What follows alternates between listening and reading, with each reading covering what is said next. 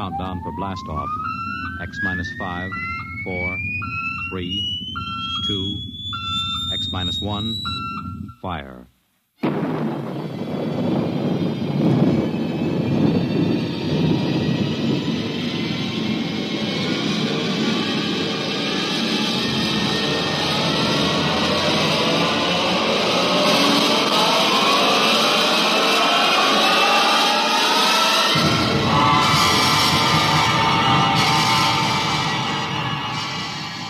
From the far horizons of the unknown come transcribed tales of new dimensions in time and space. These are stories of the future, adventures in which you'll live in 1,000,000 could-be years on 1,000 maybe worlds.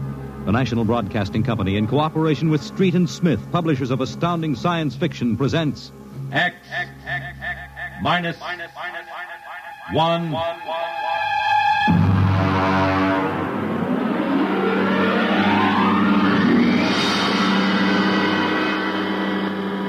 Tonight's story, Dr. Grimshaw's Sanitarium.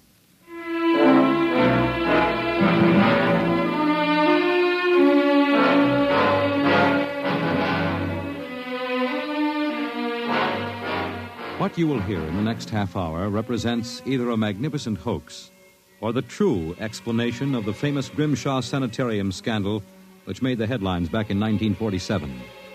The manuscript upon which this account is based was removed by the New York State Police from a fountain pen cover found in the doorway to Dr. Grimshaw's study. We offer this manuscript as evidence only. Whether it is authentic or not, you must judge for yourselves. My name is John Dougherty.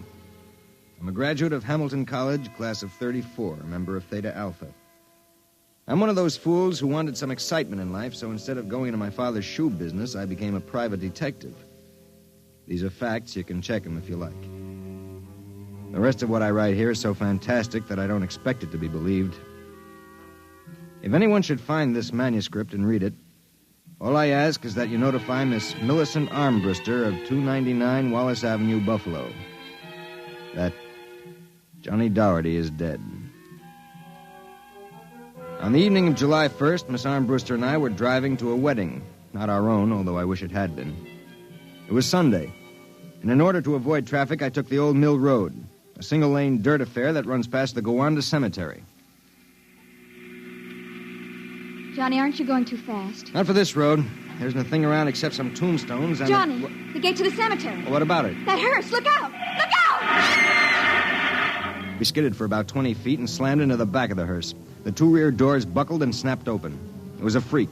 A huge oak coffin with brass handles tipped up and began slowly to slide back toward us. Oh, how horrible. You stay right here, baby. You okay, Mac? You don't pay much attention to speed limits, do you, Jack? Now, look, let's not get hung up on who was right and who was wrong. I was going too fast, and you were traveling without lights after dark. Let's see your driver's license. Right here. Oh.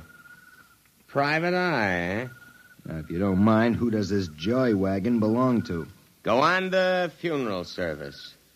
It's being rented to Grimshaw. Who? Grimshaw from the private sanitarium. Mind if I ask what you were doing after dark coming out of a cemetery with a wooden kimono? We're moving one of Grimshaw's patients to a new grave. They always travel like this? Look, Hawkshaw, how about skipping the third degree and giving me a hand getting this box back in the wagon? A pleasure. Better screw on that cover again. It's going to slide off. Let's get it in the hearse first. Okay, Junior. You get on that end. Okay. You ready? Yeah, lift. Now, just slide it. Oh, brother, who's in there, King Kong? Look out for the cover. I told you that would happen. What's the guy's name, Junior? Oh, why don't you ask him, Sherlock Holmes? A real wise guy, huh? I've got half a mind to report this accident. Yeah, well, go ahead. See where it gets you. Now, if you'll pardon me, I'll deliver the body.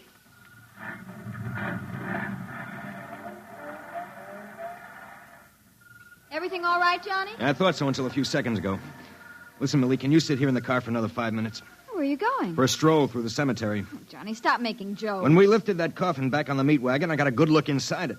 Ugh. Yeah, exactly how I felt. I figured we'd knock the stuffing out of the corpse, only I didn't expect the stuffing to be sand. What? Yes. That wasn't a body, that was a dummy stuffed with sand, a dummy with a wax face. Johnny! Which brings up an interesting question. Who's supposed to be in that box, and, just where is the dead man spending his time?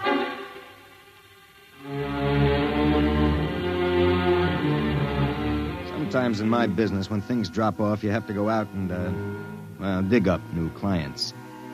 My next case was a gentleman named Harlan Ward Sr., a wealthy automobile manufacturer. I'd gotten his name off his son's tombstone. Are you trying to tell me, Dorothy, that my son Harlan was never buried at Gowanna Cemetery? Exactly, Mr. Ward. But why? Maybe if you'll tell me the circumstances surrounding your son's death, I can help answer that. My son was a rather impetuous young man. Tall, good-looking. After his graduation from Princeton, he began drinking quite heavily. After he got into a couple of scrapes, we sent him to Dr. Grimshaw's sanitarium in the hopes that he could be cured. While my wife and I were in Europe, we received word that he died, buried at Gowanna in our absence. Last week, my wife and I decided to have his body removed to the family vault here at Short Hills. How'd your son die? Suicide. You never saw the body? No, we couldn't get back from Europe in time. Now you tell me that his coffin contains a dummy. How do I know this whole thing isn't a plan to fleece me? You don't. But you're a rich man, Mr. Ward, and you're perfectly willing to take a chance that I'm on the level and that your son may still be alive. You sound very sure of yourself, Mr. Dorsey. My fee is a $2,000 retainer plus expenses. What sort of expenses? However much it costs to take the cure at Dr. Grimshaw's sanitarium.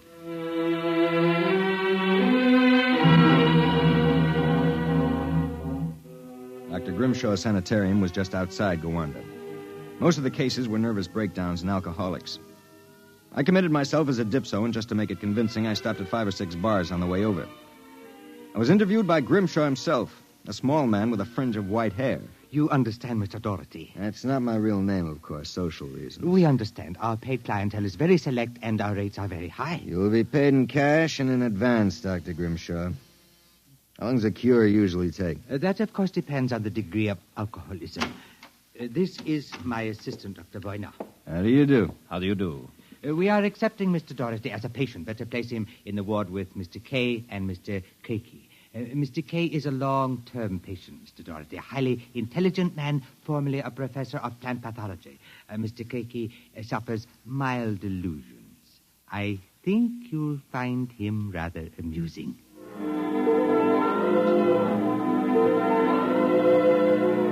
After about 3 days, my roommates Arthur Kay and Crakey got used to me, and we even began to play three-handed bridge.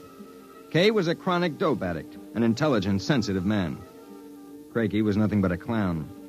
He kept a big black cat named the Professor, which he talked to as if it were human. And so I said to her, "My dear Countess, if you don't like the company of my cat, then you don't like me." She looked at me as if I were insane.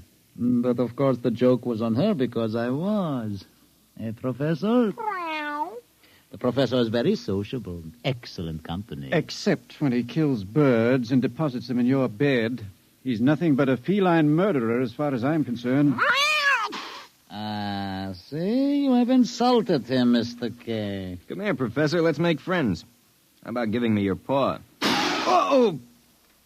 Scratched me, you black devil. You insulted him. You hurt his feelings. Well, just keep him away from me. It will be a pleasure. I would advise you not to insult him again. Good afternoon and evening. Is he always as nuts as that? Ever since I've been here. What's his problem? Manic depressive. And a little paranoid, too. How long have you been here, Arthur? At Grimshaw's 2 years. I left for a while, but I couldn't stay away from the junk, so I committed myself again. Did you, happen to know a patient here named Harlan Ward? Why do you ask that? Did you know him? I met him socially a few times. I understand he died here. So the newspapers said. I wouldn't know. Suicide, wasn't it? Was it? You're being pretty careful, aren't you? Mr. Doherty, what would you say if I were to tell you that I don't believe Harlan Ward is dead? What? makes you so certain? He used to share this room with us. He slept in the same bed you now use. I see. He was an alcoholic, doing quite well, too, from what I could observe. We all expected him to go home soon. Then one evening he had a violent fight with Crakey. Crakey accused him of snooping or something. Later that night, Grimshaw and Voyner took him out. Where? Where they take all the special treatment cases to the charity clinic. It's that small building on the other side of the stone wall. A few days later, we read about his death. Suicide, they said. Just what makes you think he's still alive, Arthur? This? About a month ago, I was in the garden next to the wall that separates us from the charity clinic. Suddenly, I thought I heard a sound, like a child whimpering. It stopped. And a moment later, this note came over the wall, wrapped around a stone. What's it say? Help me, for God's sake, Harlan Ward. Arthur, how would you like to have some fun? Like what? Like sneaking out tonight and going over the wall to the charity ward? What do you say? It would break the monotony a little. I suppose there's no real harm in it. Of course not. I'd go alone, but I'll need help scaling the wall. Will you do it? All right. I'll go with you.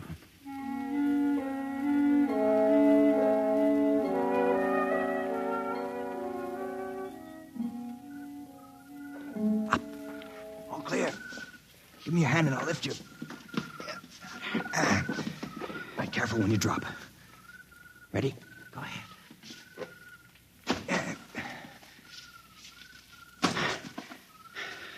There's a charity building over there, the one with the lights in the basement window. Come on. Let's crawl over. Maybe we can see something. Shh.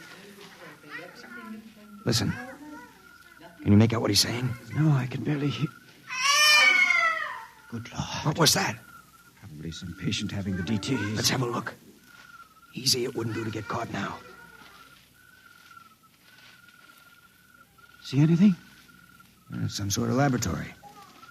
I can see Grimshaw and Voyne and something else. What? There's a child with its back toward me. Now take it quietly. It will be easier. Please, no. It will all be over soon. You won't remember anything. No, I don't want to go. Why not give it to him? No. Shut him up, why not? Good Lord. What was it? What did they do to that child? Arthur, that wasn't a child. It was a midget. The smallest midget I've ever seen. What were they doing? Trying to give it some sort of injection. When it resisted, Voyne knocked it out. What do you suppose they were doing to it? I don't know, Arthur. All I know is that when it fell, it had the face of Harlan Ward.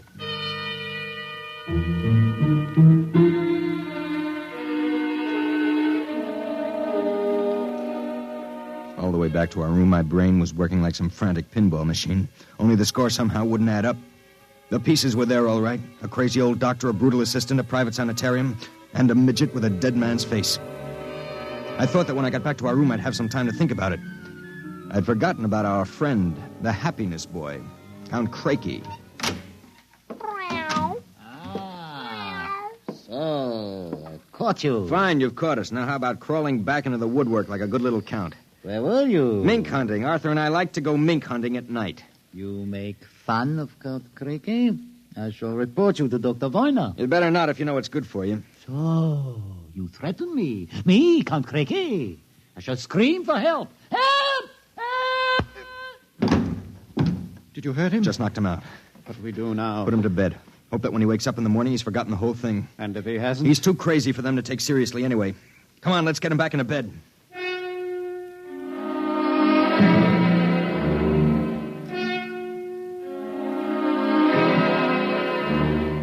I went to sleep in my own room. And the next thing I felt was the sharp jab of the hypodermic needle in my left arm. Hold it. It'll be useless to struggle, Mr. Doherty. In a moment, your motor nerves will be completely paralyzed. What's this about, Grimshaw? I might ask the same of you.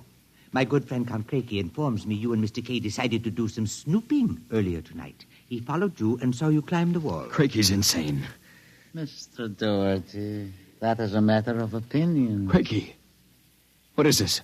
Perhaps my assistant, Dr. Grimshaw, would be good enough to explain. Assistant? Yes.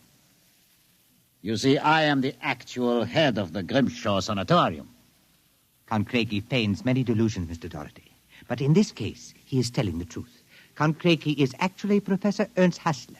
Professor Hassler and I worked together in the Berlin Neurological Institute before and during the last war. Unfortunately, my political affiliations with the Third Reich were under investigation by the War Crimes Commission. However, Dr. Grimshaw managed to smuggle me into this country, where I masqueraded as a mental patient in order that we might continue certain experiments which were interrupted by the American army. I can imagine the sort of experiments you conducted. You and your friend Mr. Kay will discover their exact nature very shortly, Mr. Doherty. It is a magnificent opportunity to serve science. I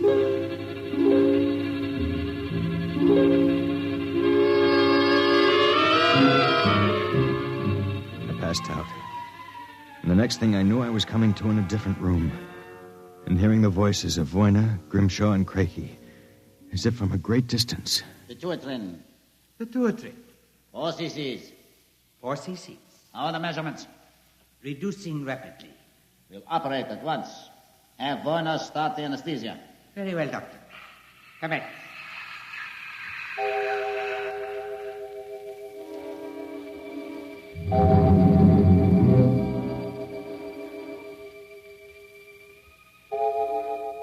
When I came to again, I had a blinding headache. I began to wonder if Craigie and Grimshaw weren't doing something to drive me insane, because I lost all sense of perspective. The room seemed to grow in size. I don't know how much time passed, but one day Craigie came into the room with a bundle in his arms about the size of a newborn baby. The bundle was my friend, Arthur Kay. And worse yet, I was exactly the same size that he was. Let me out of here. Let me out. Allow me to congratulate you, gentlemen.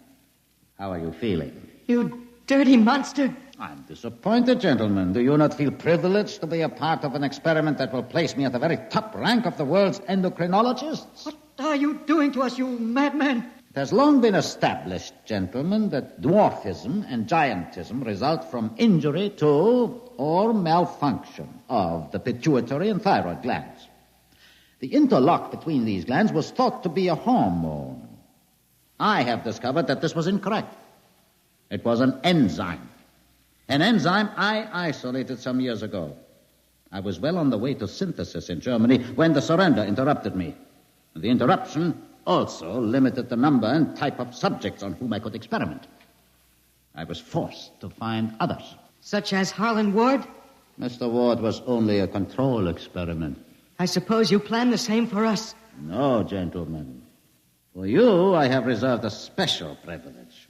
You, gentlemen, will be the first to test the full effects of the enzyme. In short, I intend that you, Mr. Kay, and you, Mr. Doherty, when the experiment is completed, will emerge as perfectly healthy, normal individuals. Except, of course, that you will be only 5 inches tall.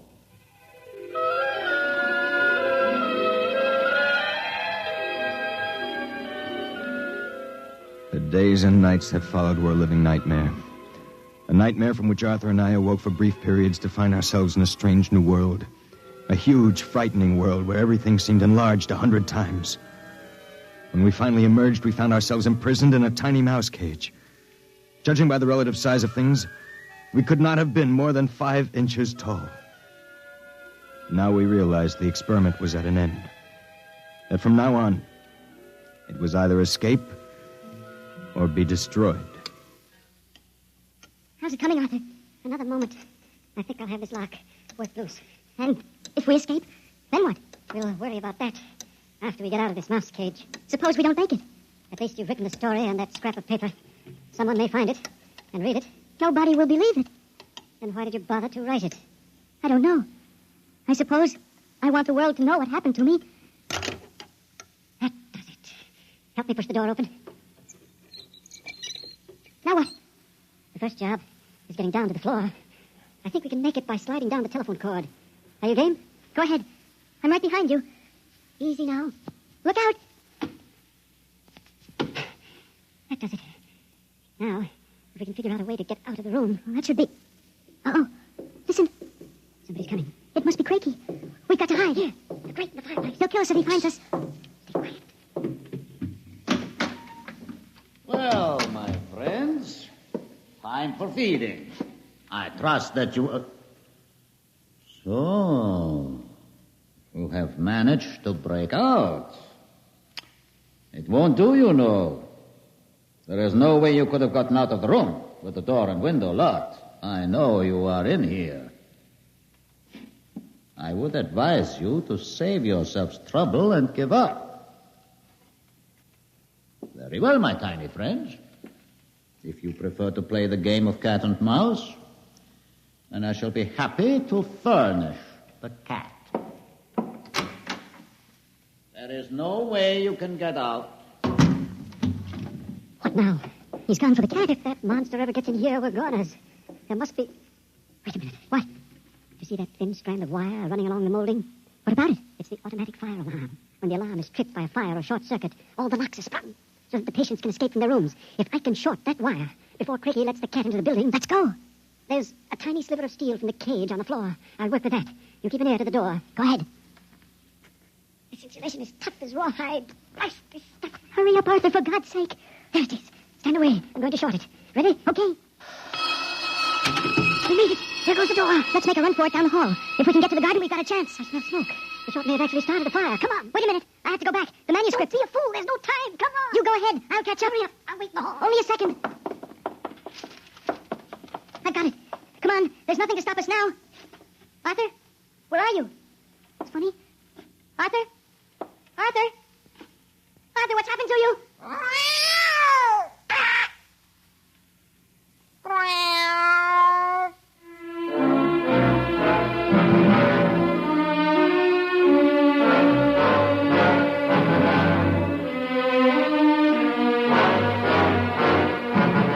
This is the record found in a fountain pen cover in the burned-out hallway of Dr. Grimshaw's sanitarium. There's nothing to add, except that the fire which destroyed the sanitarium and killed so many of its occupants, including Dr. Grimshaw and Dr. Voyna, was definitely of incendiary nature. It is believed by the fire chief that some small creature, possibly a mouse, chewed the insulation off the wire and short-circuited the system. The two patients, John Doherty and Arthur Kay, vanished completely after the fire, and their remains were never found. Whether the manuscript which you have just heard is authentic, or whether it was the work of one of the more demented inmates of the sanitarium, we leave to your judgment.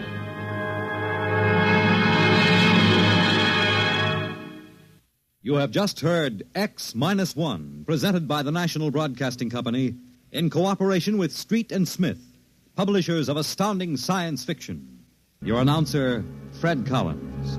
X-1 was directed by Fred Way and is an NBC Radio Network production.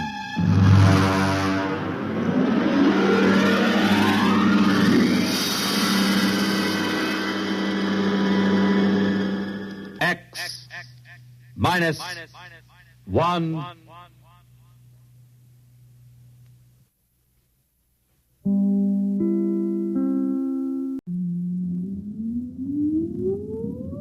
Countdown for blast off. X-5, 4, 3, 2, X-1, fire.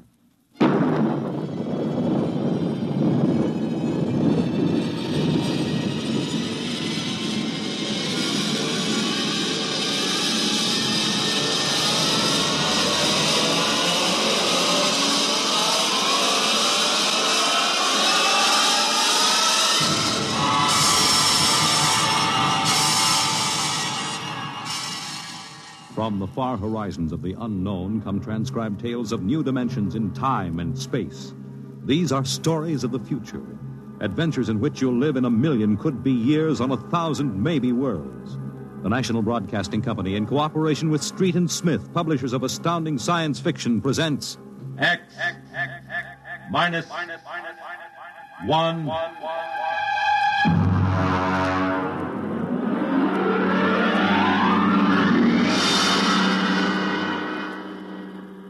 Tonight's story, The Vital Factor by Nelson Bond.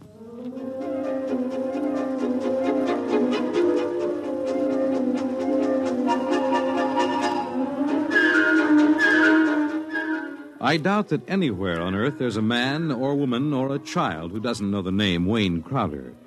I doubt whether there's a human being who hasn't at one time or another used one of the Crowder products.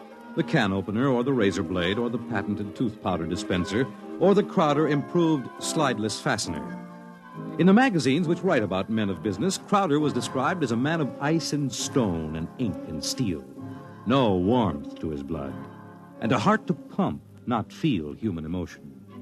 And he built a battery of buttons into his desk so that when he wanted something, all he ever had to do was press a button. And like genies springing out of the bottle, the proper personnel would come running.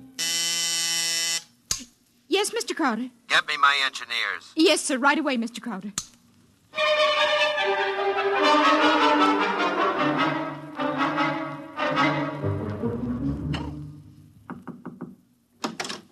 Here are your engineers, sir. All right, close the door and get out.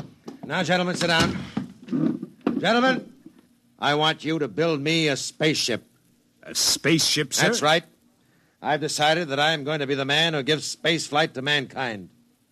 Any questions? Sir, we can design such a ship. That part isn't too hard. Yes?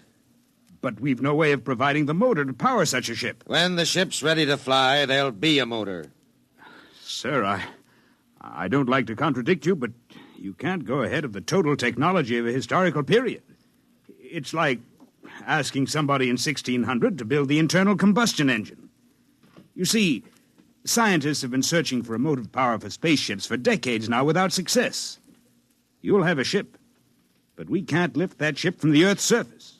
That is, not to the point of free flight at any rate. Mr. Crowder, you see you'll be spending millions of dollars, hundreds of millions perhaps, for nothing. What's your name? Phillips, sir. You're fired. Go down to the cashier and draw your pay and get out. What, sir? Get out. Nobody who works for me thinks of how much something costs. But we use money. We don't let expense provide a rationalization for not beginning a project. All right, Phillips. I give you permission to leave. Right now.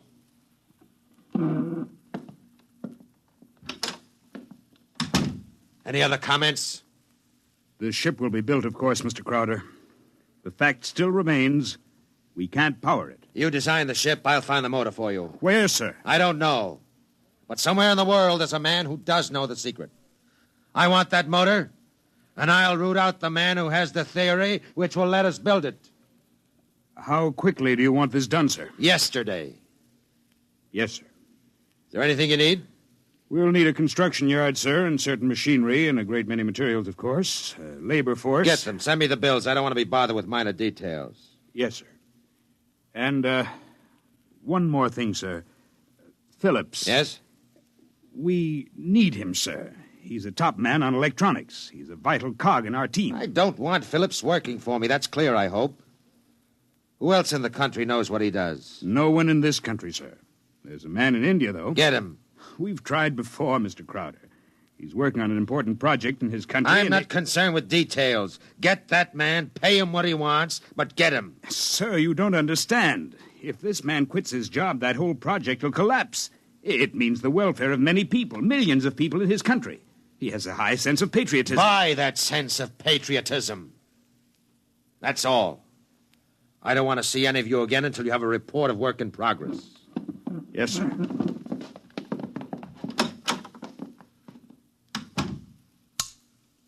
Miss Holmes, there's a man named Phillips going to draw his pay. I want 2 company policemen to meet him at the cashier's office and escort him from there directly off the premises, and I want them to be emphatic about it. Yes, Mr. Crowder.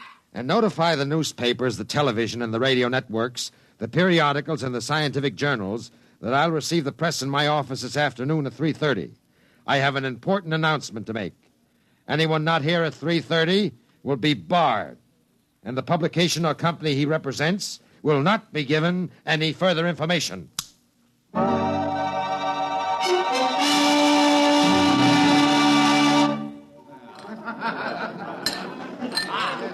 Gentlemen, you can finish your drinks later. Gentlemen of the press, and ladies, it's my pleasure to be able to tell you that I'm in the process of constructing a spaceship. Any questions? Did you say spaceship? That's right. That's what I thought you said. I knew the drinks weren't that strong. Mr. Crowder, is this spaceship under construction now? It is. You solved the problem of motive force, then? No, sir. Well, what sort of... You mean you have no means of propulsion for this spaceship? That problem is not solved as yet. Oh! It will be! That's why I called you in this afternoon. I want you to announce that I have $100,000 in cash, waiting for the man or woman who first brings me the basic idea for such a motor. I'll supply all equipment for research and construction, and I'll see that the rights of the inventor are protected and more than adequate royalties will be paid him or her. That's all I have to say now. Mr. Crowder, one more question, please. Yes? You have a name for this spaceship yet? No, not yet. Well, then let me suggest one. Yes? Crowder's Folly. Quiet! All of you, quiet! What is your paper? The Daily Times, sir. Miss Holmes, inform the company police that under no circumstances is any representative of the Daily Times ever to be allowed on company property again. Strike that paper from the list of those to be invited to future conferences.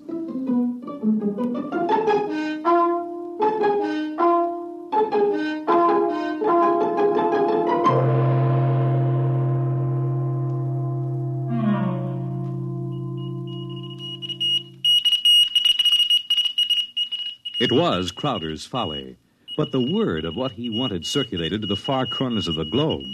It was known in the white ice block huts of the Eskimos and in the grass-thatched villages of Central Africa, as well as places less remote. And the Crowder office became the Mecca and the heaven for the lunatic fringe of humanity. Their blueprints and scale models clogged its corridors. I told you I don't want these people in my office till they're screened. Now get out, get out! Every time I open that door, they surge in like a tidal wave. I have a progress report for you, sir. The ship is finished as far as we can go, Mr. Crowder. Certain additional construction can't be done now because it depends on the shape and mass of the engine, on the type of fuel, on the weight of that fuel. I see, all right. Lay off everybody we don't need. I've ordered that. Mr. Crowder, is it possible that no one will turn up with a motor? That's the one thing that's not possible. He will come. Money and determination will buy anything. Close the door on your way out. Yes, sir. Miss Holmes, order the proper department to put a name on the forward end of the ship. I want letters in pure gold 1 foot high. The name of the ship is Crowder's Folly. Get it done today.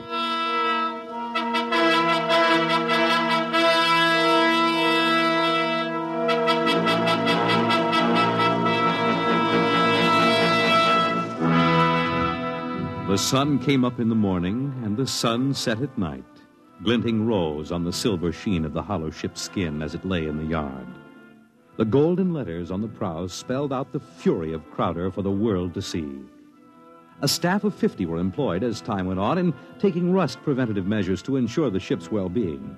The staff of 50 worked in 3 shifts around the clock, armed with oil cans and grease cans and other containers and sprayers of preservatives. In a year, the first experiment seemed ready to bear fruit, and a test was held. The atomic fission motor.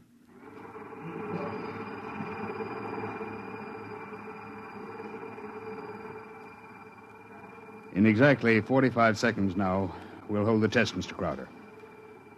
The sound you hear is our generators here, building up power to supply the motor by remote control. If this needle goes round to the part of the dial marked in red, there'll be an explosion. Are there any questions, sir? Proceed with the tests.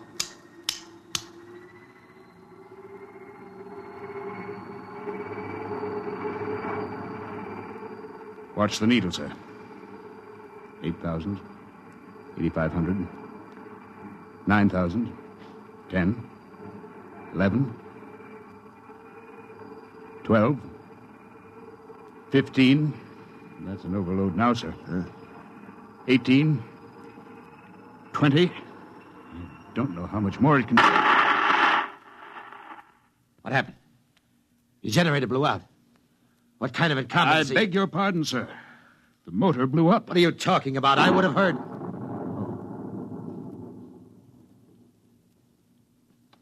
You see, sir, it takes a while for the vibrations of an explosion to travel 3 miles and then reach through 15 feet of concrete. I see. Well, there are other experiments in progress. Let me know when they're ready for testing. Yes, sir. Mr. Crowder, the inventor of that motor had to be right with it, of course, during the tests. He had a family. The fool knew what he was doing. He understood the danger. He was paid enough to be able to afford insurance. The cost of insurance on such a project was prohibitive, sir. Well, if his wife was thrifty, she saved out of what he earned this last year. His salary was relatively small, sir. Most of the money went for the research. He should have demanded an adequate salary. I haven't stated on money. The fool failed. I have no further responsibility. Yes, sir. You want us to continue screening applicants? Of course. All right. Make a settlement on the widow. And don't turn anyone away if he seems to have the remotest possibility of success. I'm telling you, my man will come. Money and determination will buy anything. And strangely enough, Crowder was right. Because one day there came to his office a stranger, a small man. He looked even smaller in that tremendous room. He was an unusual visitor in that he carried no briefcase fat with blueprints or formulae. He was unusual in that he neither blustered, cowered, nor deferred to his host. He was a pleasant little stranger, bird-like of eye and movement, bright and smiling. Mr. Crowder, my name is Wilkins. I can power that ship you want. So? Of course, what I have in mind won't be anything like that meaningless, huge bullet your engineers built for you. Rockets are a foolish waste of time, sir. My motor requires a different sort of vessel. Where are your plans? Right here in my head. It so happens that I'm presently supporting half a dozen people who make the same claims. None of them have been successful. What makes you think your idea will work? Simple enough, sir. The common magnet. Huh? Electromagnetism. Utilization of the force of gravity, or its opposite in this case, counter-gravity. Oh, no. Oh, thank you very much. Now, if you'll forgive me now... Just one moment, Mr. Crowder. There's one thing more. This. Now, I've seen pieces of metal before, thank you. How high from your desk would you say that I'm holding it? I'm very sorry, Mr. Wilkins. Now, do you want to leave or do you want to be escorted out? Now, this will only take a second, sir. How high from your desk would you say that I'm holding this piece of metal? 1.5 feet, I'd say. And if I let go, then in less than a second, a fraction of a second, it should fall to your desk. Now, look, I don't want the surface of that desk marred. What will it be? You see, I have let go of the metal, is that right? Good Lord. Many seconds ago, it should have crashed to the desk, am I right? Well, this is incredible. Well, if you want to speak to me anymore, I'll be right outside. But it hasn't fallen. That's right, sir. It hasn't fallen. It floats in the air. That's right, sir. It floats in the air. How do you do it? Why don't you call your engineers and ask them? I'll wait outside. Miss Holmes, get me my engineers. Immediately.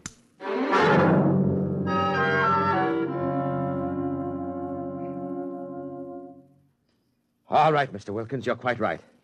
The piece of metal is apparently counter-gravity, and my engineers can give me no explanation. Thank you, sir. Now, what do you want? For my services? Yes. You've already set the price. To build a pilot model based on this sample, no great expenditure, 100th of the cost of your behemoth sitting out there in your building yard. 3 other things: a workshop, expert mechanical assistance, and an answer to one question. What is your question? Why do you want so much to build this ship? Frankly, because I love power. Because I'm ambitious. I want to be the first to conquer space, because if I can do it, it'll make me greater, richer, stronger than any man has ever been.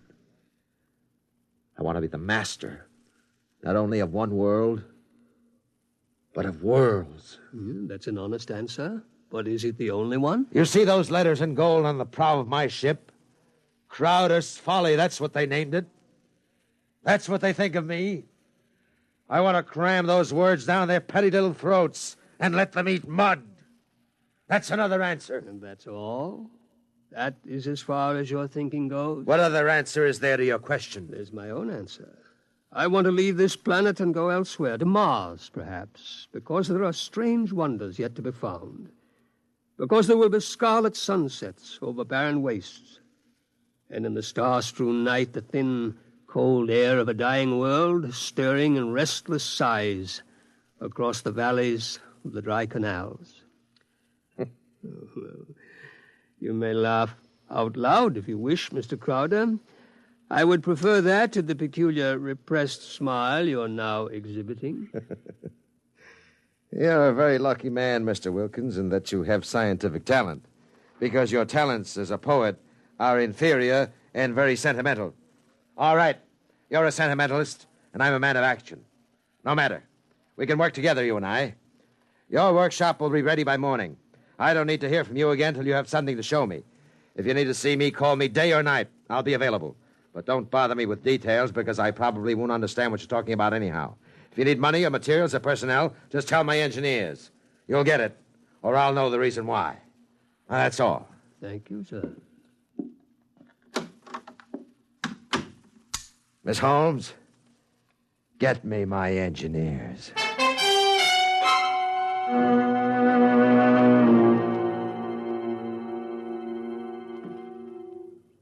Yes, Mr. Crowder? We have 50 men working on preserving that useless hulk out there in the construction yards.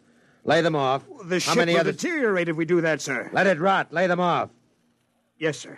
How many other employees are still working for us on the project? About 3,000, sir, including the people working on experimental motors. Get rid of them.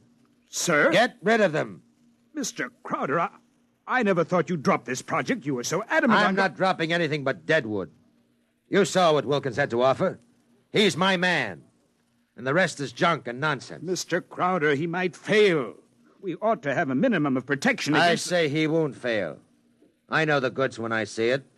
The rest is nonsense. Several of the experimenters were making much greater progress than I thought was possible. There are great opportunities there. I'm not interested. Not only in the field of spaceships, sir. One man has a motor no bigger than a football, which will drive an automobile 24 hours on 4 cents worth of fuel. It's almost finished, sir. Not interested. It will be of great benefit to mankind, sir. Your name will go down... My name will go down in history for this spaceship. The profits in such a motor, sir. I have more money now than I even know how to count. And when I make my space flight, I'll have more than that. Yes, sir. You just lay everybody off that isn't needed. Give them 2 weeks' pay and my thanks for a thankless job well done. And that's all. Yes, sir. I'll get it done, sir. Oh, one more thing. There's no need to let the folly rot. Dismantle it. Sell the basic materials we don't need. Salvage whatever will be useful to us. That's all. A year's work. Yes. In 10 years or 20 years, then I do the same thing. That's why you're an engineer and I'm an executive. That's why you work for me. Because when I have to, I can be ruthless with my own mistakes. When a thing has lost its usefulness to me, I get rid of it. Well? I was just thinking, Mr. Crowder, what would happen to me if my usefulness to you were over? I've worked for you 20 years now. Just don't give me any occasion to consider your usefulness terminated. That oughtn't to be too hard. What? Nothing, sir. I'll make the arrangements at once.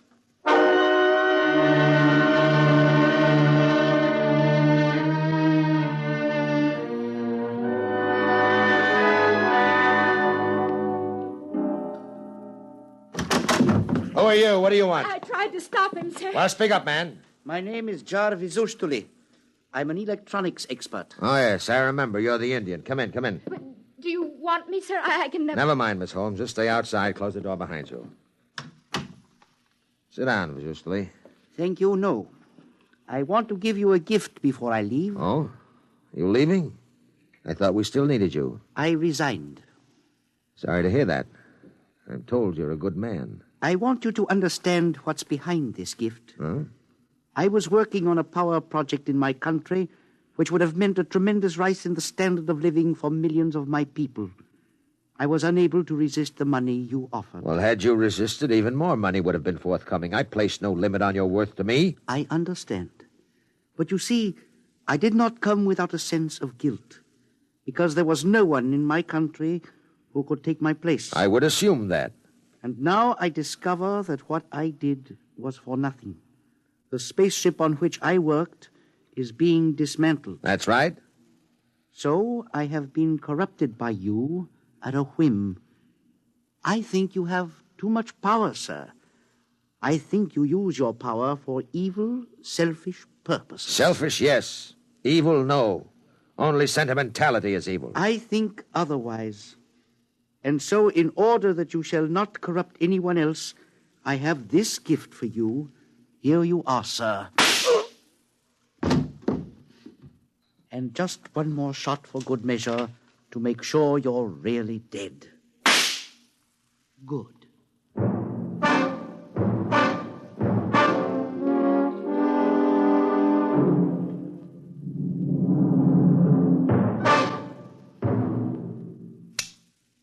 Miss Holmes, there's a man on his way out by the name of Jarvis Rustily, an engineer. He's not to be molested. He probably won't stop at the cashier, so I want a check for 6 months' salary in advance mailed to his home address. The man showed a certain quality of ruthlessness which is deserving of recognition.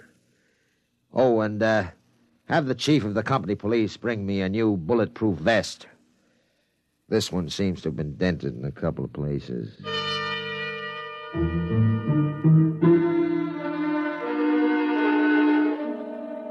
The new spaceship, according to Wilkins' plans, as executed by Crowder's engineers, was finished within 4 months. It was small, it was shaped like a disc. It gleamed brightly even in the smoky haze of an October sunset. Inside, Crowder and Mr. Wilkins, in a small cubicle at the heart of the machine, sat surrounded by many instruments of a complicated nature. Outside, huge crowds gathered to witness the test. They stirred and murmured, waiting restlessly, as inside the control room of the craft, Wilkins installed the final secret part he had not revealed to those who built his driving apparatus.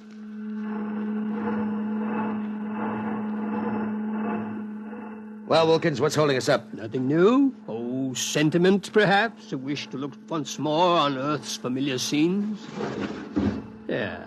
Now the screening is removed. Look at the people out there. Never mind looking out there. Let's leave that thing closed. You're a sentimental fool. Or are you afraid? Or did you decide at the last minute that your invention would work? It will work. Sit down, Mr. Crowder. Thank you. Do me a favor. When I press this button, will you please press the button on the arm of the chair in which you're seated? I'll tell you when. Turn on your motor. I want to hear its roar and feel its tug as we cut loose from Earth's gravity and fly outward into space. That might be a moment in which I'd share your sentimentality. Press your button now, sir. Thank you. Yeah. Wilkins, I'm beginning to distrust you. If this is all a hoax, when are we going to take off? You said at 5 sharp, and it's 2 minutes after 5 now.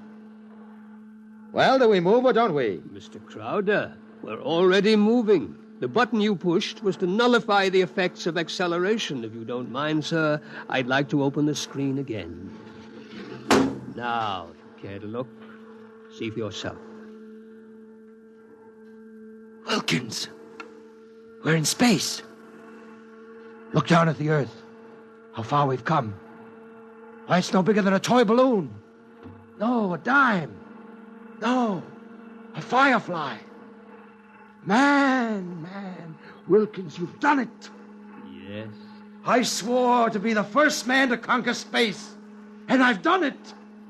It's a triumph of power and ambition. And sentiment. Blast sentiment. Your maudlin dreaming would have died unborn except for me. I made this possible, Wilkins. Don't you ever forget that. My capital, my forcefulness, my will. Look out there. Space. Stars that never were seen from Earth. And this is only the beginning. We'll build a larger model, one great enough to hold 100 men, 1,000, and cargo besides. Whoever wants to leave Earth this moment must come to me. I am the master of the planets.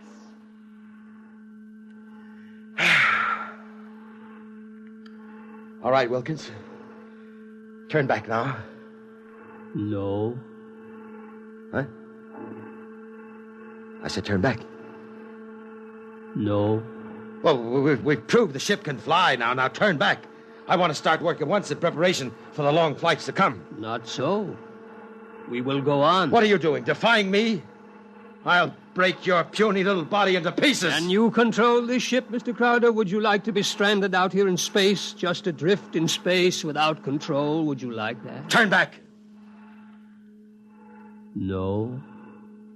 What's the matter with you? Are you out of your mind? Oh, I am a sentimentalist, Mr. Crowder. Your money and ambition paved the way, that's true, but sentiment was the vital factor that sent me to you. Sentiment, sir. You see, Mr. Crowder, I wanted to go home. Home? Home? You are out of your mind. You will forgive me if I remove these primitive clothes? Who are you? Oh, it's all right, Mr. Crowder. I hold no special malice toward you. There's no need to be so terrified because you've had your first close look at a Martian.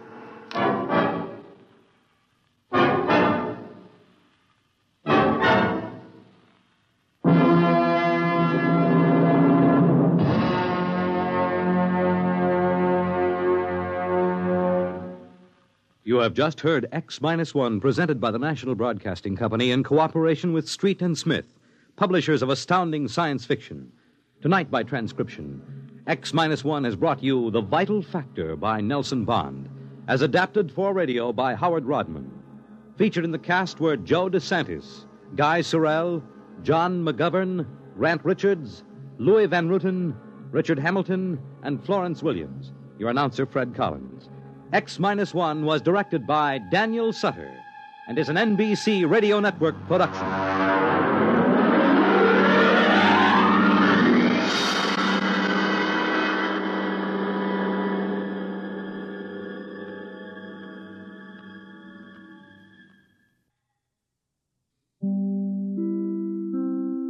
And now stay tuned for X-1 on NBC.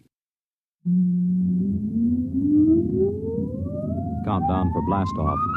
X-5, 4, 3, 2, X-1, fire.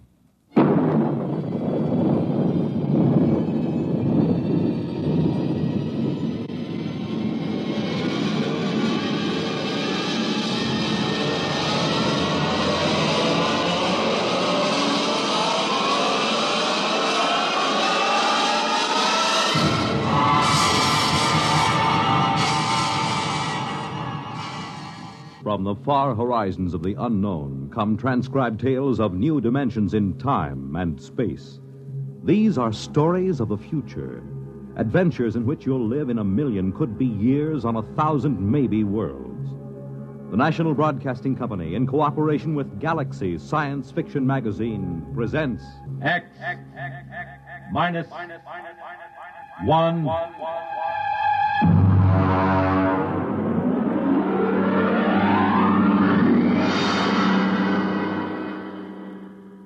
Tonight, The Defenders, based on a story by Philip Dick. And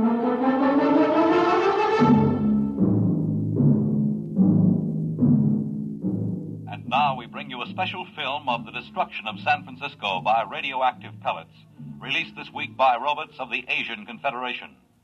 This bombing was televised by robot cameramen of the Western Confederation as it took place. What you are about to see is a rebroadcast.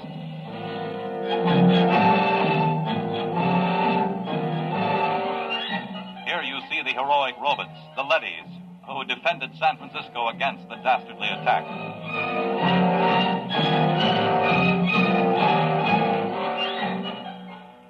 Of course, since all human life has been under the surface of Earth for 16 years, there was no actual loss of life in the sense we know it.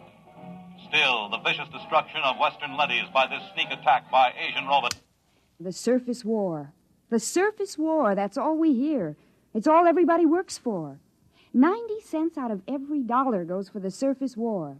Every man, woman, and child is either inventing new weapons or manufacturing robots to fight for us or taking care of the people who are doing the inventing or manufacturing. Mary, take it easy. Oh, I'm sorry, Dad. Maybe you've been working too hard at the university. Maybe. How's the study coming? All right. Colonel Moss was asking about it only today over at Supreme Headquarters. I'm still working.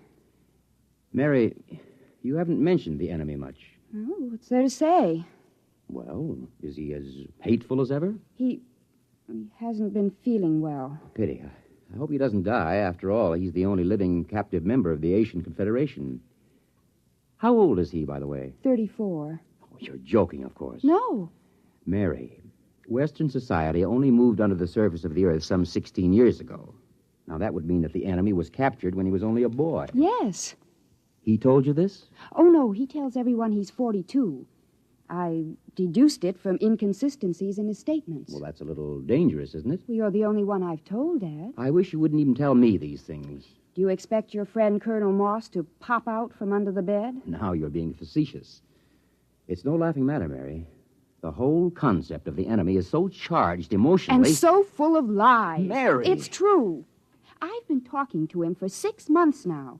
He's just an ordinary young man who happens to have had the bad luck to come to symbolize every hated thing we fight against. I've heard him speak. He is hateful. He knows what to say if he wants to keep alive. Mary, I won't hear any more of this. Oh, I'm sorry, Dad. I suppose it doesn't serve any useful purpose. It isn't that.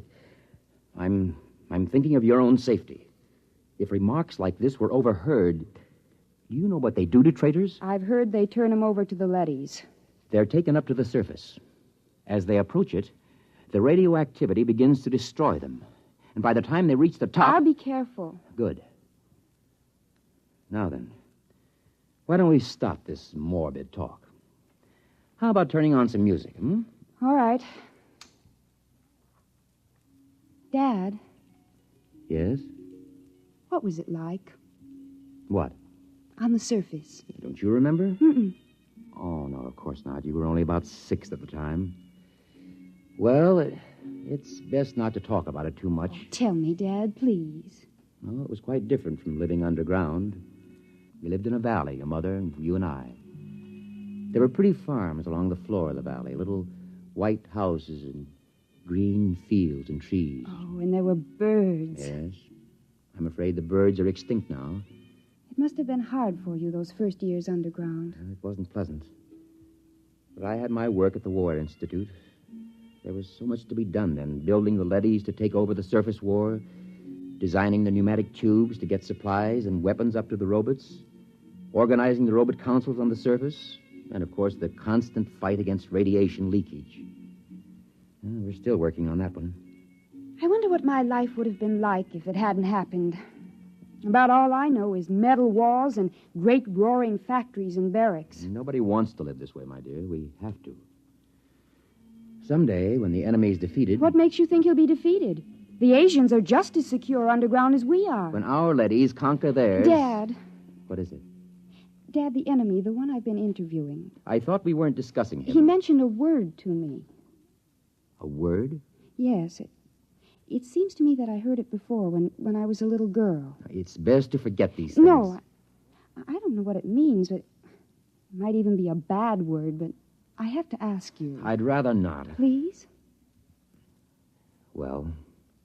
The word was peace. Oh, Dad, I'm sorry. I didn't mean to shock you. I think I'll go up to my room. I have to get up early. I'm taping an interview with the enemy. Excuse me.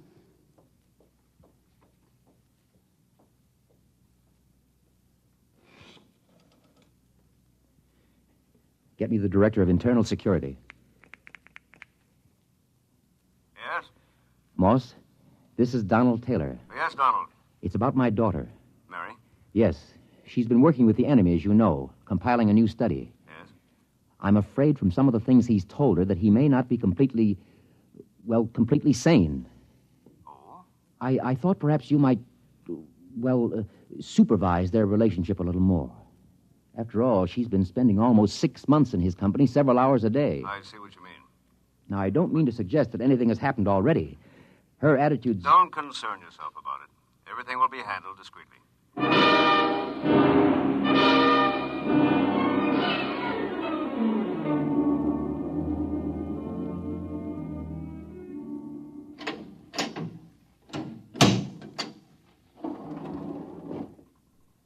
The enemy is waiting inside, Miss Taylor. Good.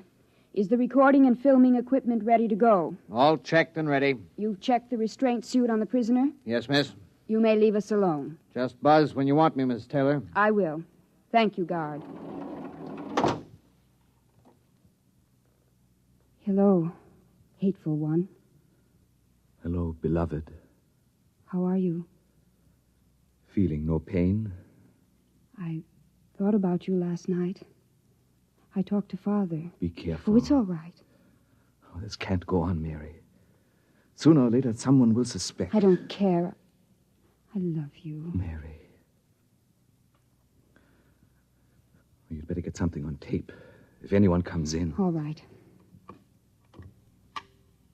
Tape number 425X. Subject, recorded interview with captive ZN2, former soldier of the Asian Confederation and enemy of the Western Confederation. I am Joseph Kali, serial number ZN2, former soldier of the Asian Confederation. What were you taught to believe concerning the people of the Western Confederation? I hate them with all my heart. They are inhuman and to be destroyed. What is your objective?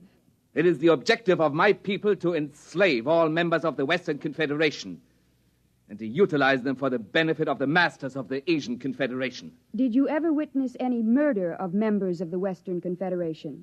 I was a pilot in a group which dropped radioactive dust on women and children who were preparing to be evacuated underground. I myself killed some 15,000. We will discontinue the interview to check the quality of the recordings. And to kiss the lips of the captive from the Asian Confederation. Oh, Joseph, I can't tell you how it pains me to hear you mouthing this stuff. It keeps me alive. If there were only some way to escape, some place to go. The surface is the only place to go. And the radioactivity kills you in 40 minutes with the thickest lead suit. Sometimes I think even 40 minutes of freedom would be worth it. 40 minutes of pain? If that's the price, then For myself, I wouldn't care. But for you, Mary. If there were a way to reach the surface... There is. Colonel Moss. This has been, I must say, a most interesting interview to hear. You heard it. From the beginning. We had the room wired this morning. Then you know. Yes. What's going to happen to us? To you, nothing. Because of my friendship for your father and your own youth. We will simply require that you remain silent about anything that has happened. And Joseph? The enemy will be handed over to a D-class leady at the mouth of the tube and taken to the surface. We will perform the entire operation with a ceremony and a public announcement. He'll die. Precisely. No. Please. Now you'd better go. Your father is waiting outside. Joseph. Mary, do as he says. Joseph, I love you. Take her out. Please let me say goodbye to him. Remove her. Joseph, please. Please let me stay, please.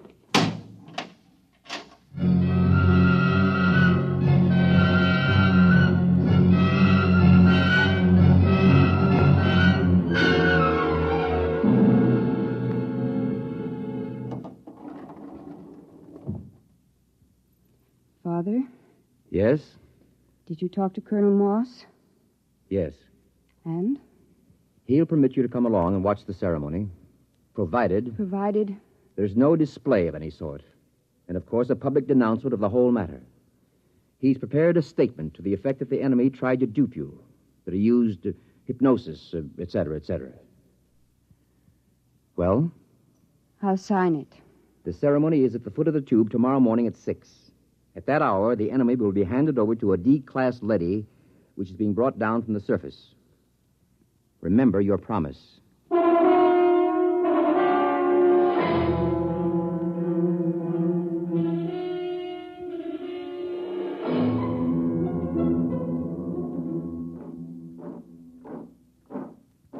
Detail!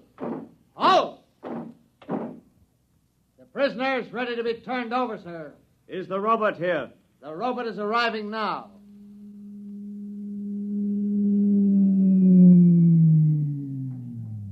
I'll give the orders. I wish to converse with it. Yes, sir. The robot has landed at the foot of the tube, sir. Switch on the intercom. Robot. Robot N71. Can you hear me? Yes, sir. We have a prisoner to turn over. He is to be taken to the surface and destroyed. Yes, sir. Before we send him into the radiation lock, there are a few questions the military would like to have answered. Yes, sir. How is the war going on the surface? The war continues. We are a little short of fast pursuit craft, the single-seat type. It will be noted. Our missiles pounded the Euro munitions plant of the Asian robot team last night, with good results. Excellent. Are you ready to receive the prisoner? I am ready. I must warn all observers to remain behind the lead wall when the radiation lock opens. A few seconds' exposure to a hot leady is enough to cause serious damage. Prisoner, step forward. Father. Steady, Mary. Remember your promise? Yes. Is he? He's there. Oh, if I could only see him alone a minute. It's out of the question. Keep well behind the lead wall. Ready? Ready, Colonel. Open the lock.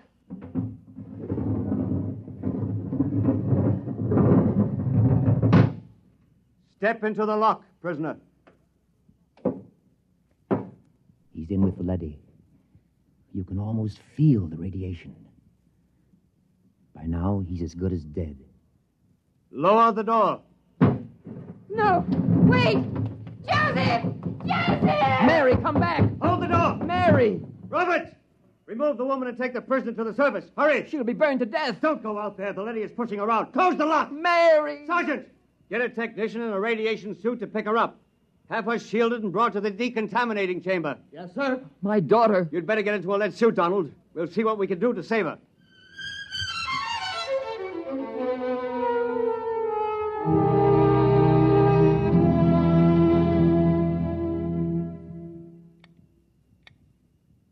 How is she? Bad? I don't understand it. What's wrong? She's cold, not a trace of radiation. You mean the leady wasn't radioactive? It's impossible. Those robots are exposed to enough radiation in an hour to kill a regiment. Well, could the counter be defective? I've checked it. No, it must be some freak. Somehow she avoided exposure to the rays. Well, you're a very lucky man, Professor. Can I see her? Yes. Go in. Thank you.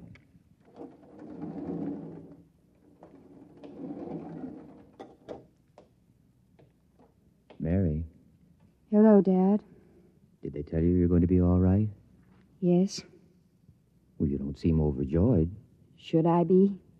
You really care for this murder of women and children? Dad, for the last time, Joseph never murdered any women and children. He confessed to those crimes to keep alive. Well, we won't discuss it. You're safe. That's all that matters. Was he taken up? Yes. By now, he's gone. I don't believe it. Mary. I don't believe it. Somehow, deep inside me, I know he's alive. Somehow, I knew that leady wasn't radioactive. That leady. Yes, that's puzzling. We'll have to investigate that. I'm going to send an order to the surface asking that the same leady be sent down again. There's something very strange about the whole business.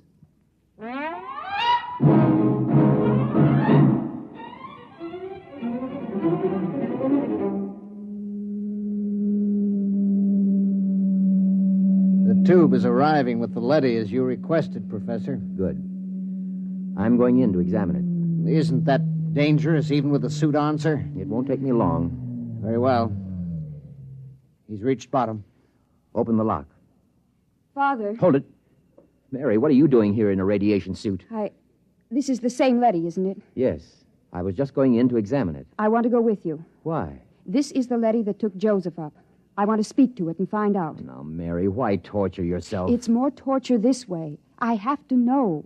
If he's alive or dead, I have to know. He's dead. The leady will know. Please, Father, please. Very well. Close your helmet. Open the lock, guard.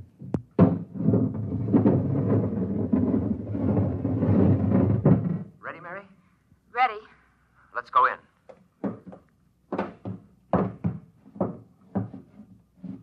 You're Robert N-71? I am. The same who escorted the prisoner to the surface this morning? Yes. Is he... He is dead. The radiation killed him before he reached the surface. Oh, no. Steady, Mary. Robert. Sir? You accompanied him to the surface? Yes. You've been exposed? I've fought in 3 battles. Then explain something. Sir? According to a counter I have concealed in my suit, you're cold. Not a trace of radioactivation. How do you explain this? Well? Answer me. That's an order. I must return to the surface. Not till you answer me. I must return to continue fighting the war. Do not attempt to stop me. Daddy has a ray gun. Look out! Keep back. I've shorted him with the metal counter. He'll be burned out in a second. That was close. I thought these robots were unable to harm their masters. He might have been bluffing, but I couldn't take a chance. Why do you suppose he did it? I don't know. But I'm beginning to suspect something so fantastic that I've got to find out about it. Find out? Leave the tube, Mary. What are you going to do? I'm going to the surface. What? My suit will protect me for about 5 minutes up there. No humans have been up to the surface for years. It's illegal. I know all about that. Now, will you leave the tube? No. I'm going with you. Mary, please. If you go, I go with you. All right. Hang on. I'm going to start the elevator. Here we go.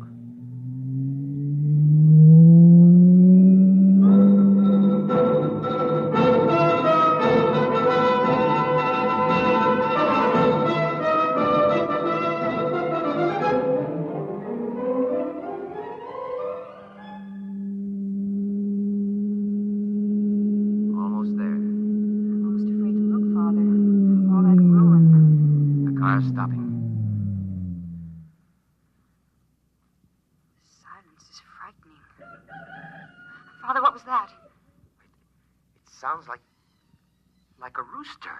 That's impossible. There's no living thing on Earth. Open the car door. Father. Mary, do you see what I see? Trees, forests, a windmill, and farmhouses. Look, we must be dreaming. Father, birds, look. Unbelievable. Oh, no, I can't believe it. I can't. Raise your hands, both of you. It's a leady. Do as he says. He's armed. Good. I am Alpha 5, chairman of the Surface Council. What's this all about? Where's the war? The ruins? What's happened here? Can't you guess? The war. There is no war. There hasn't been any war for 15 years. No war?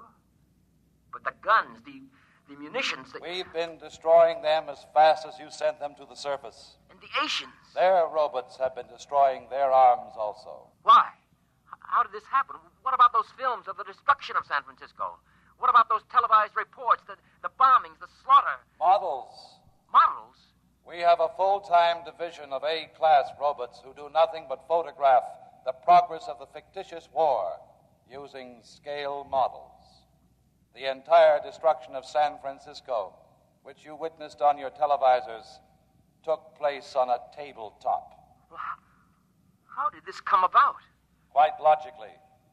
You created us to pursue the war for you, while you, human beings, went below ground to survive.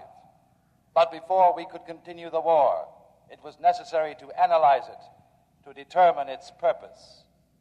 We did this. And? We found it had no purpose. War, to the logical mind, is absurd, but it fulfills a need in human terms. The need to direct your hatred of yourselves away from you and onto others. Eventually, man will grow up enough so that he can face his own dislike of himself with humility. The time has almost come, as a matter of fact. Until it does come, we decided to preserve the illusion of war. Meanwhile, we rebuilt the cities, replanted the farms, and kept everything in readiness. We are the caretakers. And what will happen to my daughter and myself? You will remain on the surface with the others. Others? There is a small group of members of the Asian Confederation which came to the surface only a few months ago. They are farming a valley not far from here. By the way, you may remove your radiation suits. There is no radiation. You said the others. Does that mean that the prisoner, the one who... He is alive and well. Father, he's alive. Where is he? In a farmhouse not far from here. He has rejoined some of his people. Would you take me to him? Can I see him? Of course, if you will just follow me. Wait. There's another car rising in the tube. Stand aside.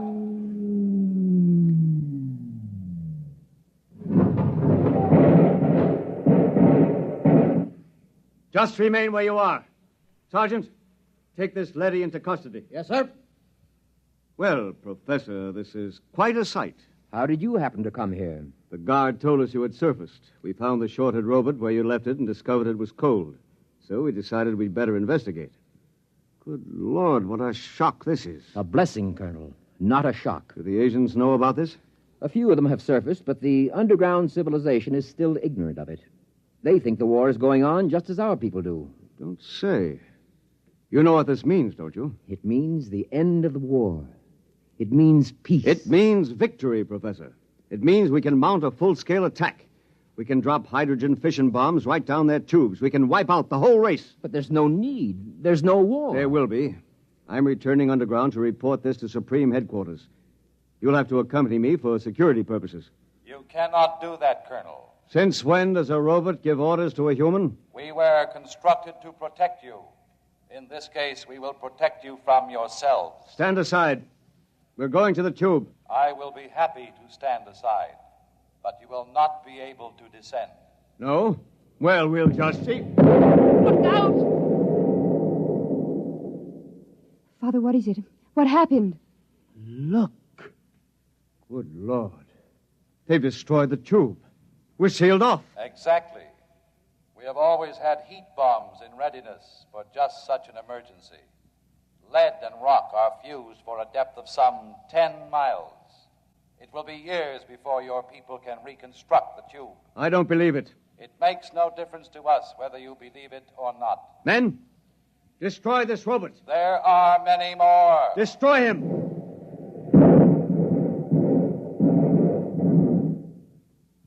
Now. Look, down the road. Humans. A bunch of humans coming toward us.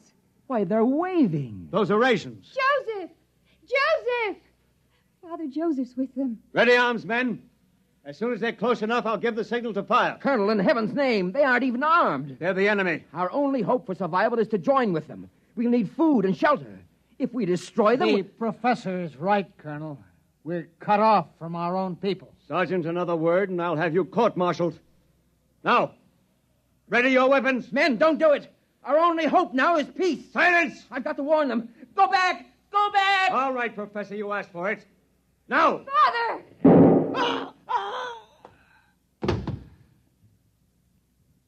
Father, is he... Colonel Moss is dead. Thank you, Sergeant. You've saved not only my life, but many others. I couldn't see any other way, Professor. We gotta live, too. Father, Yes, Mary? does this mean that we can have peace? If we want it, Mary. If we really want it, we can have it.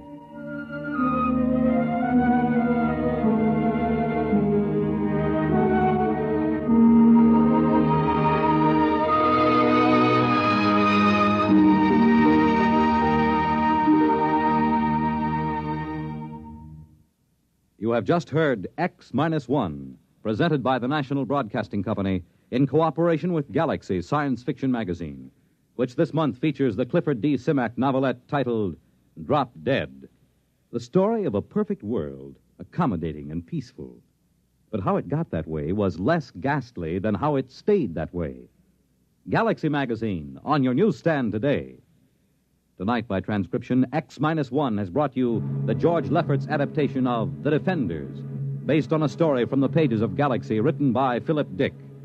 Featured in the cast were Lydia Bruce, Warren Parker, Grant Richards, Robert Dryden, Michael Ingram, Stan Early, and Ivor Francis. Your announcer, Fred Collins. X-1 was directed by Daniel Sutter and is an NBC Radio Network production.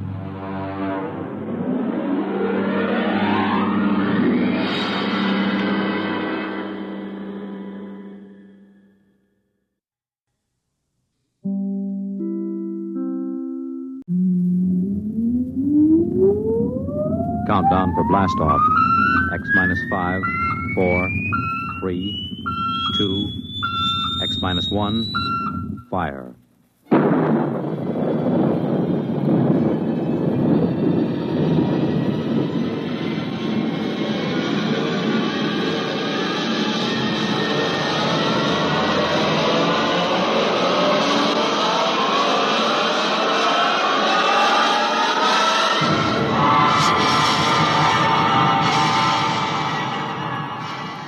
From the far horizons of the unknown come tales of new dimensions in time and space. These are stories of the future, adventures in which you'll live in a million could-be years on 1,000 maybe worlds.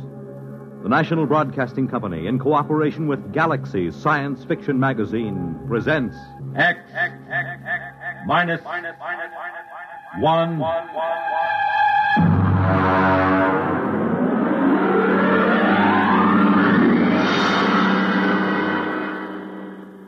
Tonight, The Reluctant Heroes by Frank M. Robinson.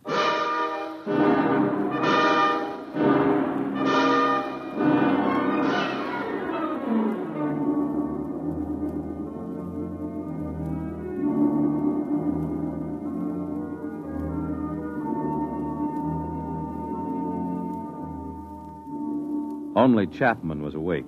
The others sprawled on bunks 20 inches wide with clearance of 24 inches between layers. They breathed heavily, taking in air that had been breathed for 18 months, subject to certain modifications to remove carbon dioxide and replenish oxygen by the catalytic action of the Harcourt King unit on silicon dioxide. Outside the single quartzite port, the lunar dawn was breaking. The dead black shadows moved across the crater as the green haze of Earthlight gave way to the blinding white of the sun. The telegraph key, which linked the research bunker to the space station in orbit around Earth, chattered as Chapman copied the message into the log pad. Yeah. Mm-hmm. Yeah. In a pig's eye. Miserable, no good. What do they want? They want me to stay till the next relief ship lands. Go back to sleep. It's my turn for breakfast. Are you going to stay? Sure. 3 years on the moon, they figure I'll be glad to stay for more. Just raise my salary or give me a bonus. Every man has his price. Mm-hmm. They probably figure I like it here. Chapman, you found a home here on the moon. Sure. Canned coffee, canned beans, canned pills, and canned air till your insides feel like they're plated with tin. The little scientific home of tomorrow. 10 steps in any direction. A charming place where you can't take a shower, you can't brush your teeth, and your insides don't even work right. Why did you tell him? No. You kept it short. Check the oxy cycle before you turn on the stove. What's the matter? You sore or something, Chapman? Why shouldn't I be? All I'm trying to do is get a good man to stay on a job a while longer. Well, they got a fat chance. They figure you found a home here, right, Dole? Why don't you guys shut up till morning? Some of us have to stay here, you know. Some of us aren't going back today. All right. You might as well get up and get a day's work today before the relief rockets do. I got the coffee ready. Coffee? It's been in a can so long I can taste the glue on the label.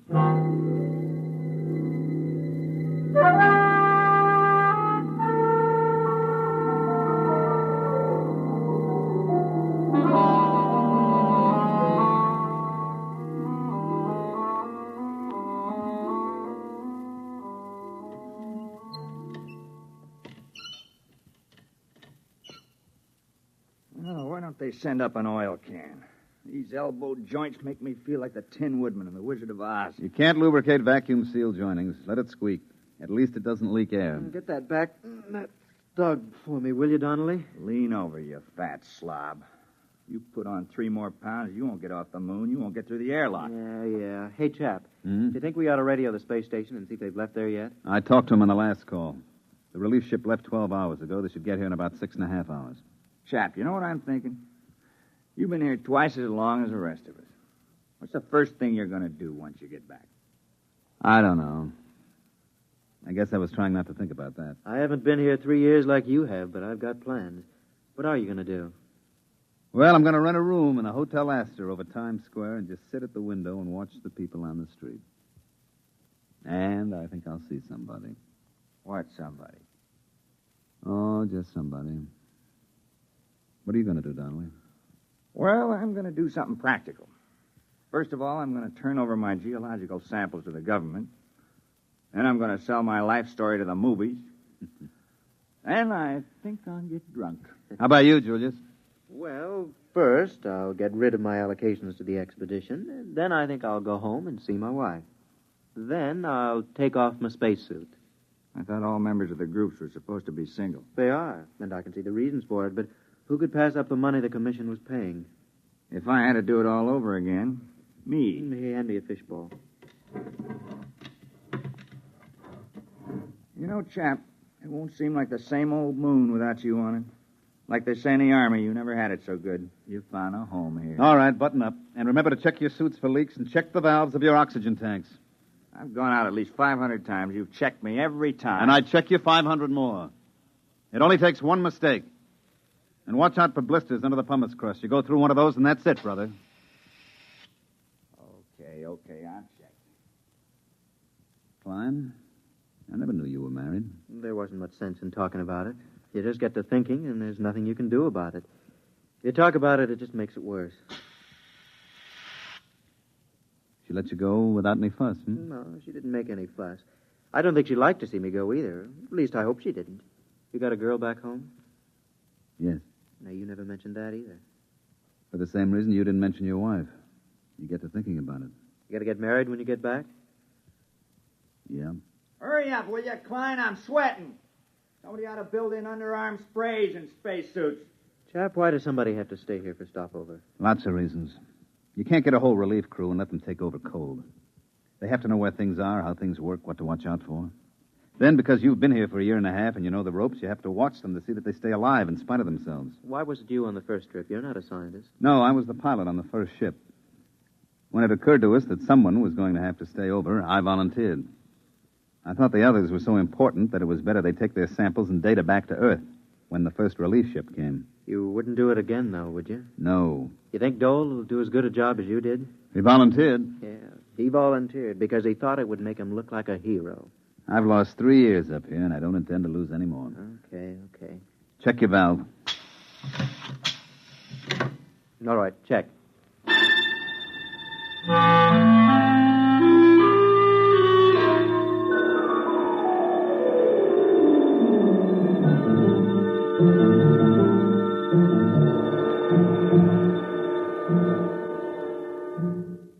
I checked Geiger, CR, oxy, and scintilla readings. Everything okay. You packing, chap? Yeah. Oh, listen, Dole, I've got 3 or 4 shirts here that are a little too big. I got them from Dreisbach in the first group. You want them? Chap, do you think they'll ever have relief ships up here more often than 18 months? I mean, considering the advance No, I don't. Not for 10 years. Fuel's too expensive and the trip's too hazardous. Why, on freight charges alone, you're worth your weight in platinum when they send you up here. Won't be so bad. There'll be new men up here. You'll pass a lot of time just getting to know them. Yeah. Listen, chap, I'm engaged back home, you know. Nice girl. You'd like her if you knew her. Here, let me show you. This is a picture of Alice taken at a picnic when we were together. Mm-hmm. See, it's a kind of bad angle because she's really got a better figure than that.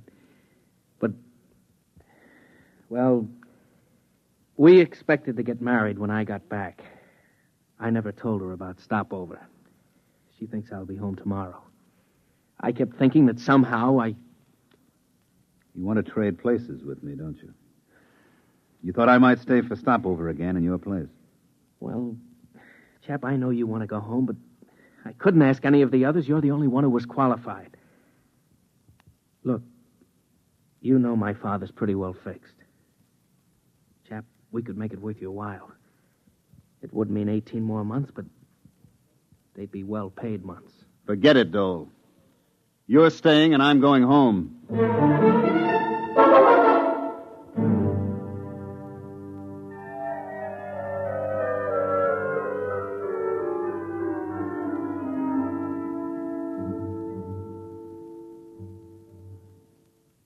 Klein. Hey, Klein. Yo. Where are you? About 10 yards off the trail. Well, come out of the shadow. I've got a meter jammed over here. You know the regulations. Chapman will kick like a steer. Keep in sight at all times. I'll only be a minute. I've got a short circuit in my instrument. Time for 10-minute check. I've got my hands full.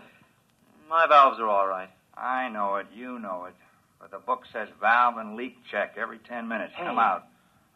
What? You see a flash? Where? Past Camel's Hump. There. What is that, Northern Lights? No. No, come over here, you fat geologist. Oh, what's the matter with you? That's the relief rocket. Come on. Hey, where you going? I'm going over to the ship. Breathe some air that's a little less used. You think we ought to? Chapman said to stay. Forget Chapman. We're going home. I want to see that beautiful ship. Come on. Well, how about the 10-minute check? Just a formality. Forget it. This is Christmas and 4th of July roll into one. Okay, let's go. I can just taste some clean, fresh air. We gotta see it when we top the hump. Well, maybe we better check. Wait a minute. I'll swing my gauge up.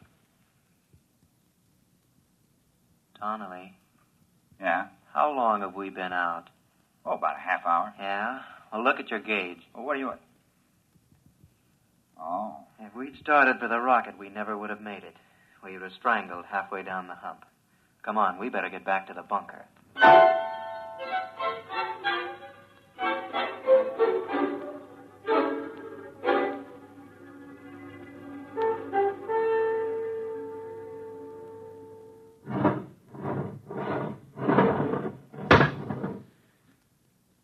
Check the lock seal. Okay. All right, open the inner door.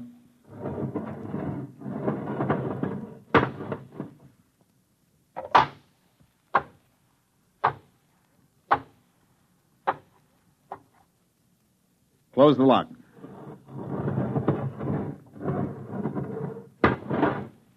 Get me out of this fish bowl. It's down. The relief rocket, it's down on the other side of Camel's Hump. Oh, what a beautiful-looking ship. What a beautiful ship. They must be on their way over here now. Chap, they're on their way. We're going home today. Get your RA unit out of that suit and into the dryer. All right. Okay. What's eating you, Dole? Listen, just because the relief rocket lands, it doesn't mean your RA unit is going to dry up by itself. That goes for you, too, Donnelly. Okay. Hey, Chapman. Yeah? He's taking it pretty hard. He volunteered. Yeah, he volunteered. What a beautiful, beautiful ship.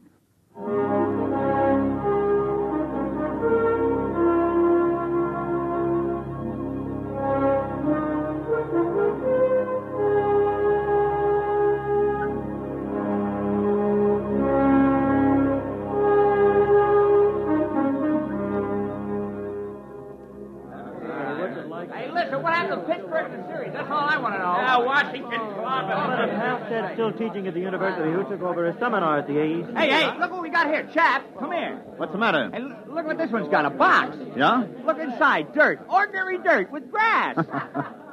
Grass. Hey, fellas, it feels like grass. That's right, it's real grass. Yeah, and real valuable. Do you realize at current freight rates up here, it's worth about $10 a blade? Oh, shut up. Hey, Bud, you mind if I chew a blade? Mr. Chapman. Yes? Oh, Mr. Chapman. My name's Eberline, captain of the relief ship. I understand you're in charge here.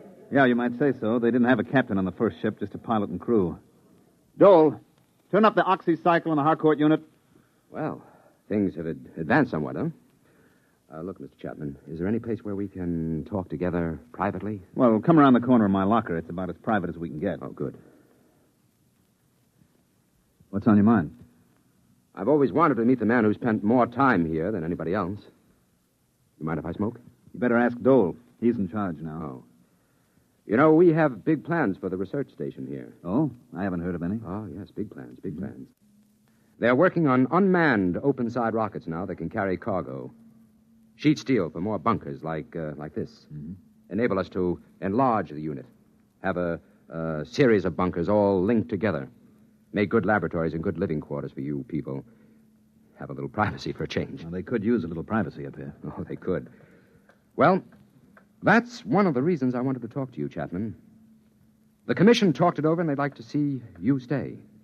They feel if they're going to enlarge it, add more bunkers, and have more men up here, that a man of practical experience should be running things. They figure you're the only man who's capable and has had that experience. Is that all? Well, naturally, you'd be paid well. I don't imagine any man would like being here all the time. They're prepared to double your salary, maybe even a bonus in addition. They want you to have full charge. You'd be director of lunar laboratories. Oh, a title, too. Well, the commission said they'd be willing to consider anything else you had in mind. If it's more money... The answer is no. I'm not interested in more money for staying because I'm not interested in staying. Money can't buy it, Captain. Look, I'm sorry. I'm afraid you'd have to stay up here to appreciate that. I'm afraid you don't understand the importance Captain, of this. Come over here to the port. Yes? Now look out there about 100 yards. You mean where that mound of stones? That's right. We made that cross out of condensed milk cans slid over iron bars. When you get out there, you can still see the footprints in the pumice where we gathered around. It's more than 18 months ago, but there's been no wind to wear those tracks away. They'll be there forever. Oh, I see. Well, who was it? Dreisbach? Or Dixon? Dixon. We never got Dreisbach out of the crevasse in Taco. What happened? You want to know? I can give it to you in detail. Sit down and listen. Well, what do you mean? Just wait a minute and I'll show you. Why? What is it? Regulations. When someone goes out alone, we have to monitor his radio, tape recorded. We had the recorder open when Dixon went out. I want you to hear it. Well, all right. I got the tape right here. It's taken me a minute to thread it up. Now, look, Chapman, you don't have to... Listen. I want you to listen.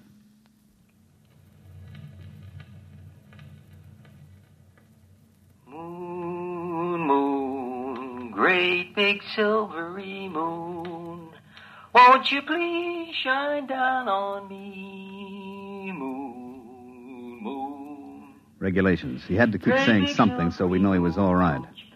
Most of the guys just sing. Gentlemen, I'm getting a lovely sonar reading. Hey, if anybody wants to set up a tombstone concession on the moon, this is the spot.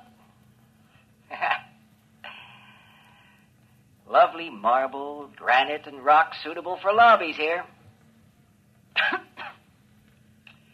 It's that old devil moon that... He should have been making a 10-minute check on his oxygen level. He was a good kid, all wrapped up in science. Being on the moon was the opportunity of a lifetime. He thought so much about it that he forgot a lot of little things, like how to stay alive. This was the day before the second group came. All right, gentlemen. I have 3 or 4 more readings to take, and I'll be right in. I'm doing fine. Fine. Little stuffy. It's almost as if... Hey, somebody get a fix on me, huh? How far am I from the bunker? Must have sprung a leak. When... Hey, when did I take the last 10-minute check? How far am I? It's down to 22. We took a fix. He was a half hour out. I can't He couldn't make that. Closed. Listen, you gotta come out and get me. You gotta come out and get me. It's down to 22. Is somebody listening back there? Hey, is somebody listening? I figure I've got 10 minutes. Just 10 minutes. Listen, you can make it in 10 minutes. I'll meet you towards Camel's Hump. I'll start now. I'll start now. Come and get me, you hear? Come and get me. Chapman? Are you listening, Chapman? Can you hear me? I'm running. Camel's Hump. Hot. The heat. The RA unit's overloading. Can't dry it up. Gotta run.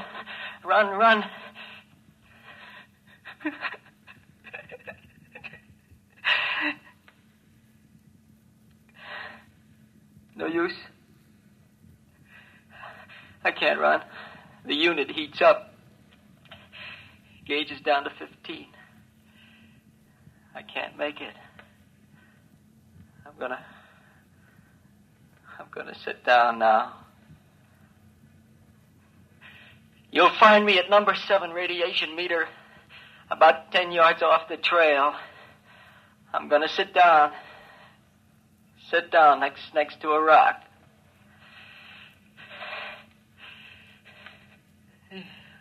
Getting dizzy. Hey, remember we used to argue? Do you strangle from no oxy or pass out from CO2? Keep tuned to this channel, boys. You'll find out. It's that old devil moon that you... Oh, boy, the Earth's going around and around and around. Chap,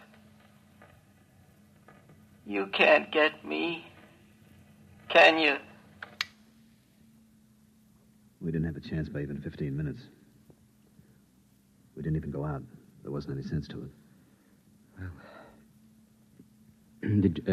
Did you record after that?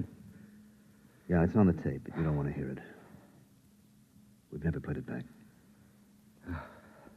That's why we want you to stay, Chapman. We don't want any more like Dixon. You don't get the point, Captain. I don't want to be the next Dixon. I'm going home now. But you're... Bob Dole is staying for stopover. If there's something important about the project or any changes, you better tell him before you go.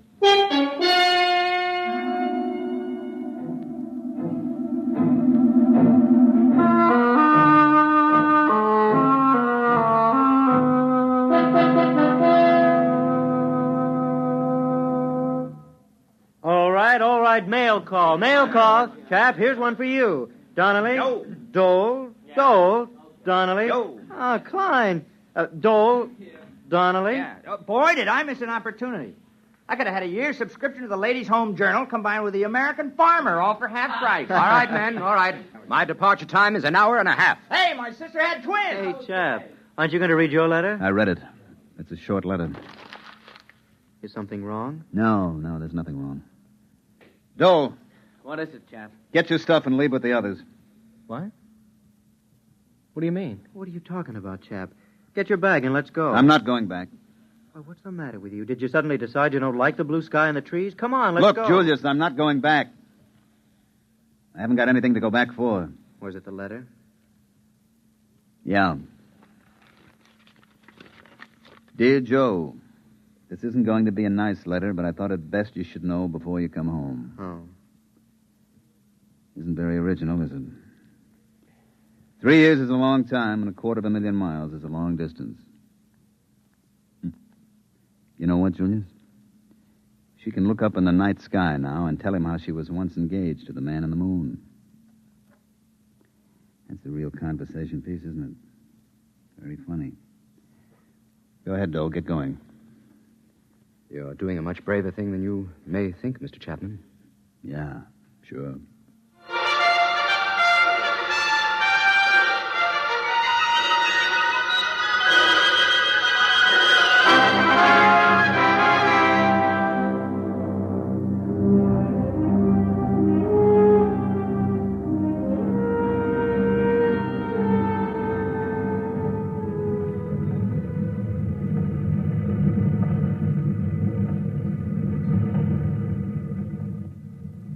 You like the looks of the moon going away from it, Mr. Dole? It looks a lot better this way. I suppose you'll be glad to get home. I'd rather not talk about it. They were kidding Chapman this morning. They said he found a home on the moon. If we'd stayed an hour or so more, he might have changed his mind and left after all. I'd offered him money. I didn't want to stay for stopover. I was a coward, and I offered him money to stay in my place. Well, we're all cowards once in a while. But your offer of money had nothing to do with his staying. He stayed because he had to stay. Because we made him stay. I don't understand. Chapman had a lot to go home for. He was engaged to be married. I know. We got her to write him a letter breaking it off. We knew that it meant that he'd lost one of his main reasons for wanting to go back. I think perhaps he still would have left if we'd stayed and argued him into going. But we left before he could change his mind. That was a lousy thing to do. We had no choice. We didn't use it except as a last resort.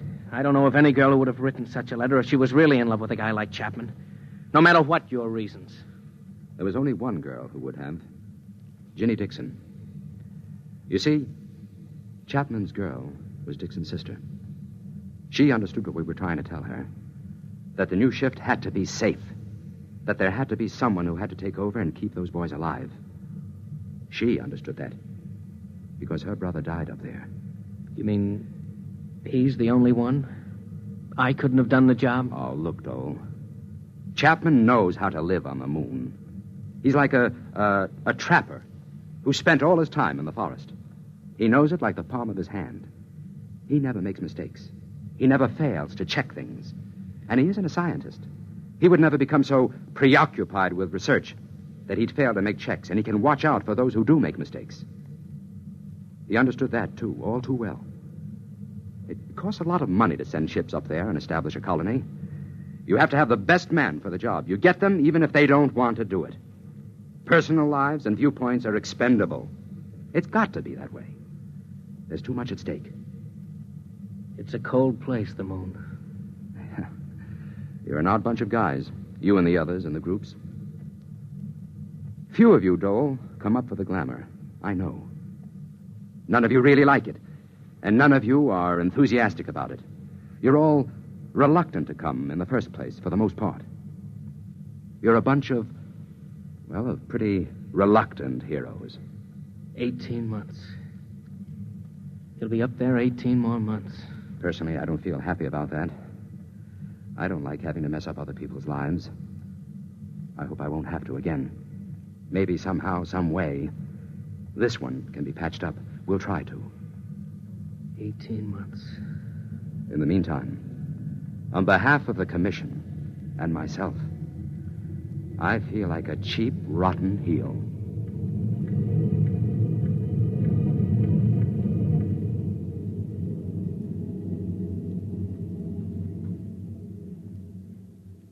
You have just heard X-1, presented by the National Broadcasting Company in cooperation with Galaxy Science Fiction Magazine, which this month features My Lady Greensleeves, a novelette by Frederick Pohl, which begins when a guard smelled trouble and knew it would come because he had been bred that way. Galaxy Magazine, on your newsstand today. Tonight, by transcription, X-1 has brought you The Reluctant Heroes, a story from the pages of Galaxy written by Frank M. Robinson and adapted for radio by Ernest Kenoy.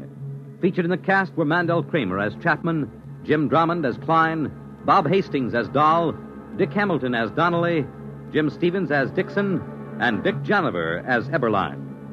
Your announcer, Fred Collins. X-1 was directed by Daniel Sutter and is an NBC Radio Network production.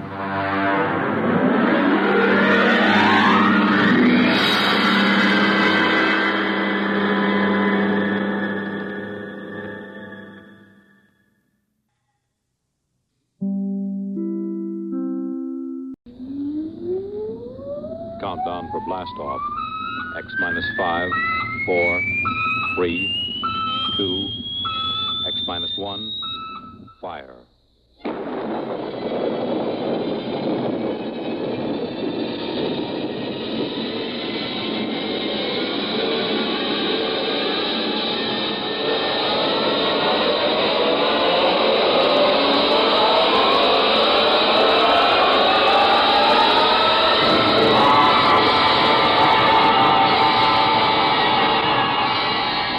From the far horizons of the unknown come tales of new dimensions in time and space. These are stories of the future, adventures in which you'll live in a million, could be years, on 1,000 maybe worlds. The National Broadcasting Company, in cooperation with Galaxy Science Fiction Magazine, presents X minus 1.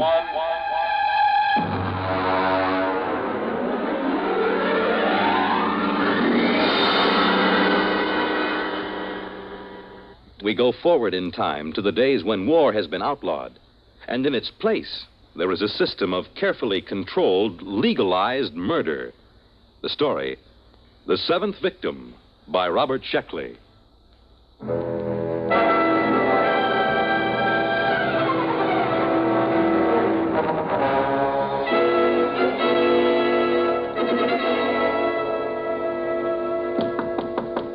Is that the mail, Jenny? Bring it right in. No, it isn't the mail. You anxious, Stan? Well, you know how it is when you're waiting for notification. It's been 2 weeks. The government's behind schedule, as usual. Oh, that's always the way it is. Now, when you get to be my age, you won't worry about it anymore. At 73, you can afford to wait for the mail. Well, how about the ad? Have you got it done? Sure, E.J. Want me to play it back for you? Of course, I recorded it myself. We'll have an actor in for the actual recording. You ready? Go ahead. Hi there, neighbor. When you're in a crowd, when you're among strangers, do you feel safe? Are you protected by that vital underarm area? You aren't unless you own a Protect suit. The finest tailoring in the world has gone into a Morger and Freeline Protect suit to make it the leader in men's fashion. Protect suit is the safest as well as the smartest. Every Protect suit comes with special built-in gun pocket, guaranteed not to bulge. Oh, nice. Very nice. A touch of the concealed button throws the gun into your hand, cocked, safety off. Why not drop into the Protect store nearest you? Why not be all safe? Oh, that's fine, Stan. That's fine. That's a very nice, dignified commercial. Mm-hmm. And you can relax. I picked up the mail just before I came in. Here's your notification. That's it. Look, from the ECB. That's the baby. Oh, you're not going to open it now. Oh, no, of course not. No one is supposed to know the victim's name except the hunter. That's right. Have a good hunt, boy. You need a kill. You've been all keyed up. Well, it's too bad you have to retire, E.J. Well, I got into the Tens Club. 10 hunts. That's not such a bad record. 10 hunts? Of course not. 10 hunts, and then, of course, victim in between. That's 20 kills. Mm-hmm. I sure hope my victim isn't anyone like you. Don't worry about it. What number will this be? My 7th. Oh, lucky 7. Go to it. We'll get you into the Tens Club yet. By the way, I got a circular in the mail. Maybe you'd like to use it. Maybe. Victims, why take chances? Use an O'Donovan accredited spotter.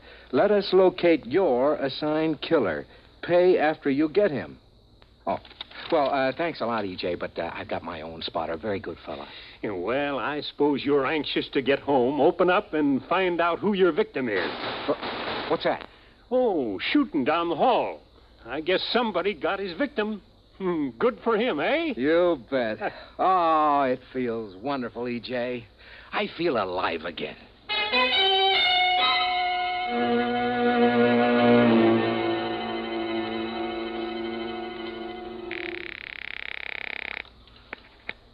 Morrow's Garage. Hello, Ed. Freeline. Oh, hi, Mr. Freeline. I'm going out on one, Ed. Wow. Good luck, Mr. Freeline. I suppose you want me to stand by. Yeah, that's right. I don't expect to be gone more than a week or two. I'll probably get my notification of victim status within 3 months of the kill. Well, I'll be standing by. Good hunting, Mr. Freeline. You be sure to save time for me now, Ed. I'd hate to be caught as a victim without a first-class spotter on my side, huh? Oh, now, don't you worry, Mr. Freeline. I'll be right there in your corner. I've got a couple of good ideas for an ambush that I haven't tried yet. Good. Well, I'll get back in touch with you right after the kill. So long.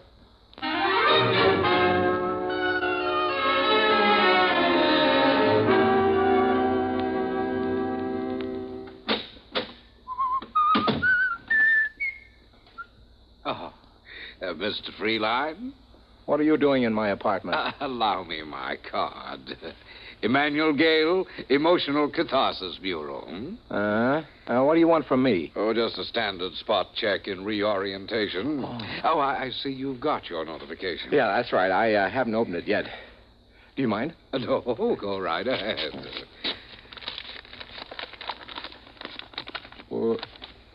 Yes. Anything wrong, Mr. Freeline? I mean, everything there. Photographs, address, description data. Yes, but it says Janet Marie Patzig. Janet Marie? I've never killed a female. Is this in order? Well, just a moment till I check my list. Yes, that's right. The girl registered with the board under her own free will. The law says she has the same rights and privileges as a man. Could you tell me how many kills she has? Well, I'm sorry, sir, but the only information you're allowed is the victim's legal status and the descriptive data that you've received. Could I draw another? Well, you can refuse the hunt, of course. That's your legal right, but you'll not be allowed another victim until you have served. Women, always trying to horn in on a man's game. Why can't they stay home? Just doesn't seem feminine. Look, Gail, do you mind if I start packing? Oh, no. Go right ahead. If you like, you can give me the historical checkout while you pack, and I'll just tick it off here on my list. Well, all right. Where do you want me to start? Let's see. Question 1, I think. When was the Emotional Catharsis Board established? Well, the board was formed at the end of the Fourth World War or the Sixth.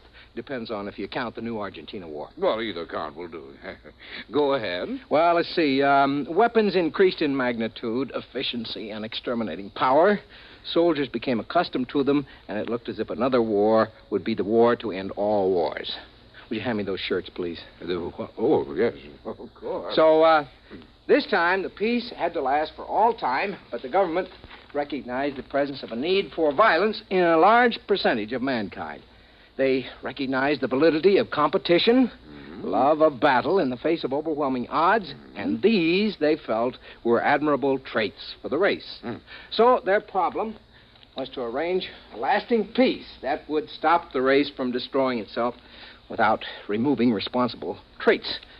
I'll just get a new toothbrush in New York. Very good, very good. All right, Mr. Freeline. Now, if you could run down the basic rules. Well, anyone who wants to signs up with ECB for a fine legal murder. Then, of course, he has to take his turn a few months later, if he survives.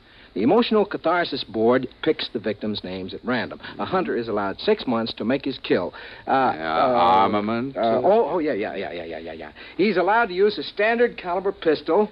He can wear no armor. Victim is allowed to wear armor and is allowed to hire spotters. Very good, very good. Now, we don't have to go over the penalties for killing or wounding the wrong man. I'm sure you know all that. Oh, it's a beautiful system, isn't it?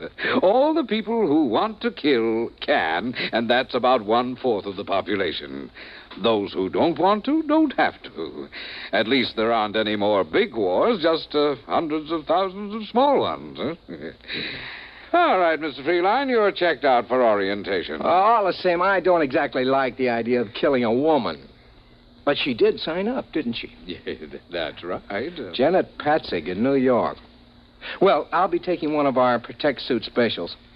Have you seen one of these, Mr. Gale? When I actuate the mechanism, watch how fast the gun springs out at the ready. Oh, excellent. It's excellent. Strange, isn't it, Mr. Gale? Each killing is a new excitement. It's something you just don't tire of, like a French pastry or women or drinking or anything else. Let's see, there. I guess that's it. Now a note for the milkman, and that's about all. Well, I'll be getting along, Mr. Gale. Oh, and good hunting, Mr. Freeline.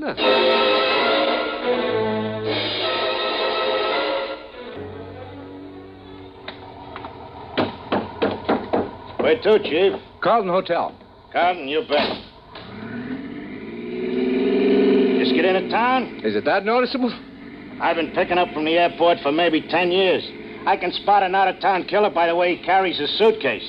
You wouldn't be working as a spotter, would you? Oh, no. The Hack Bureau don't like it. This isn't your first kill, I can tell. Yeah? Yeah, guys on their first kill get too anxious. They want to drive right to the victim's address, walk right into an ambush. I'd say you had maybe 5, 6... 7. 7? Well, you haven't got too long to go before you get into the tens club. You ever been hunting? Nah, I can't afford it. Look, I'll tell you what. If you can just drive me around the Chelsea area, I'd just like to look at the streets. Aha, that's where your victim hangs out, huh? Sure, be glad to. You know what you ought to do, Mac? You ought to drop in at the Hunter hunting show at the Coliseum. They got everything. Bulletproof vests for victims, hats with bulletproof crowns. I seen an ad for a Malvern straight shot ECB approved. Carried a load of 12 shots with a deviation of less than 1,000th inch per 1,000 feet. Well, it sounds like a fine gun. And they got all kinds of trick things. You know, canes with 4-shot magazines, 45 caliber flashlights, all kinds of things. Well, those kind of novelties are all right for the first time, but the old-fashioned ways are the best. Hey, look at that. Somebody got it. I missed it. Nothing to see now. In about 4 minutes, the guys from the Department of Sanitation will carry away the corpse. Yeah? Well, this is the neighborhood, Chief. You want to give me the address? No, I'll just drive around. Okay, you're paying a meter.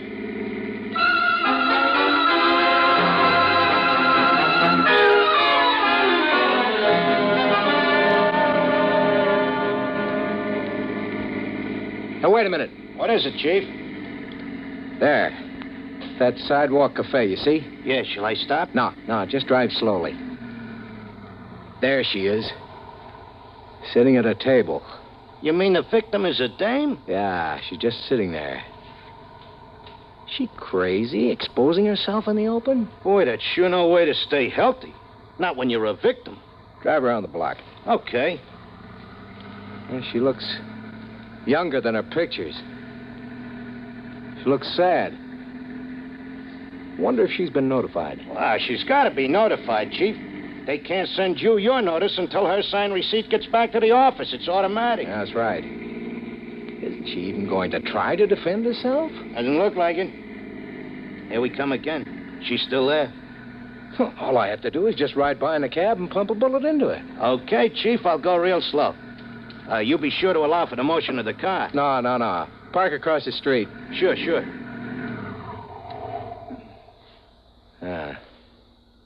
Both her hands are on top of the table. An easy, stationary target. All I gotta do is... Say, that's some gadget. Hey, remember to roll down a window before you shoot that gun, huh? Nah, it's an easy shot. It's too easy.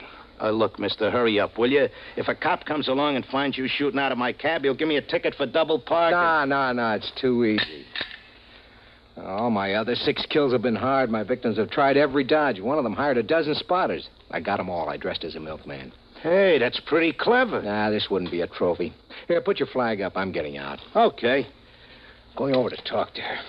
She's your victim. I know. It's too easy this way.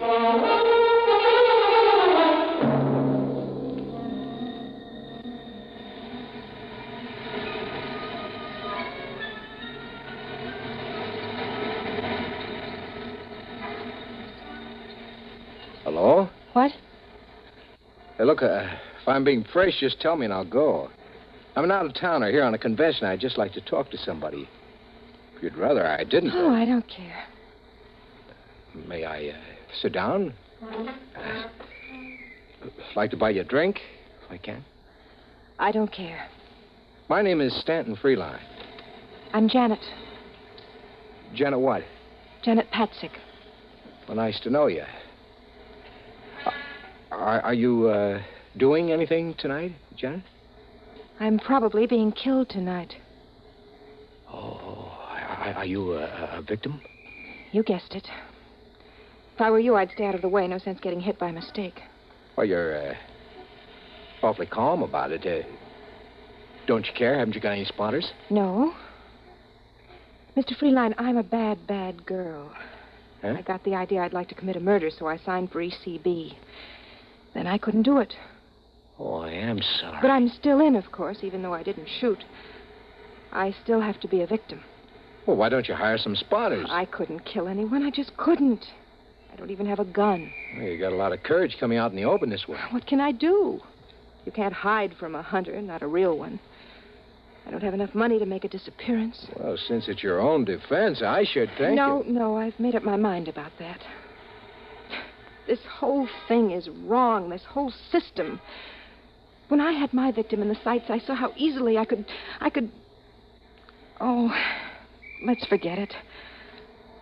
I'm glad you talked to me. At least it'll pass the time.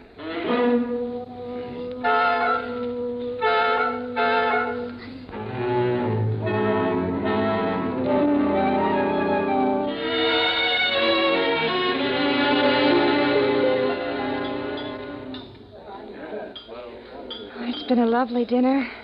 Just lovely. Well, I'm glad you liked it. I usually stop at this little place when I'm in New York. Do you come in often? Oh, on business. I'm in clothing, you know. What do you do? Oh, I'm an actress. Well, that's a laugh. I'm not really an actress. I'd like to be an actress, but none of the producers seem to see it that way. How old are you? 22. I've only been in New York for a year. You know, you're really being very foolish just sitting out in the open that way. Why, you're a hunter. Could come along and just pump a bullet into you. I know, but somehow I feel safe with you. Oh. Say, Janet, would you like to go to the gladiatorials with me tonight? We got about 20 minutes. We'd only miss the opening numbers. Well, I suppose so. Might as well, huh? Eat, drink, and be merry.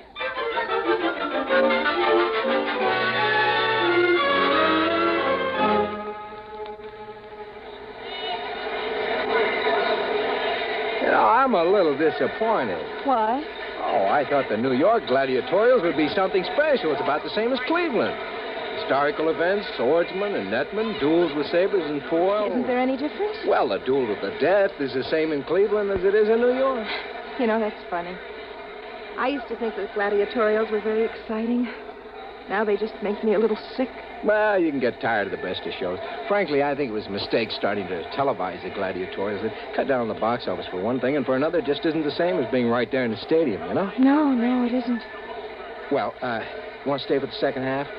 Let me see. They got bullfighting, lion fighting, bow and arrow, and dueling on the high wire. No, I've had about enough. All right. Shall I take you home? Would you please?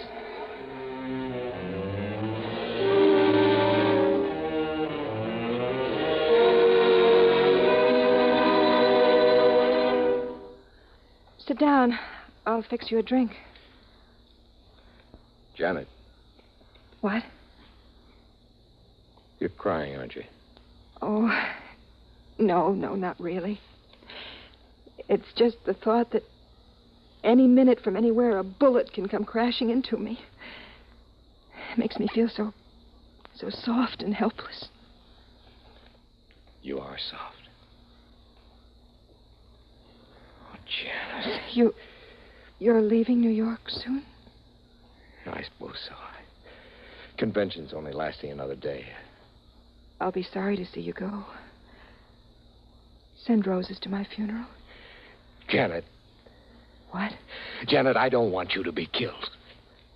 There's not anything you can do about it, is there? Janet, I love you. Oh, Stan. What is it?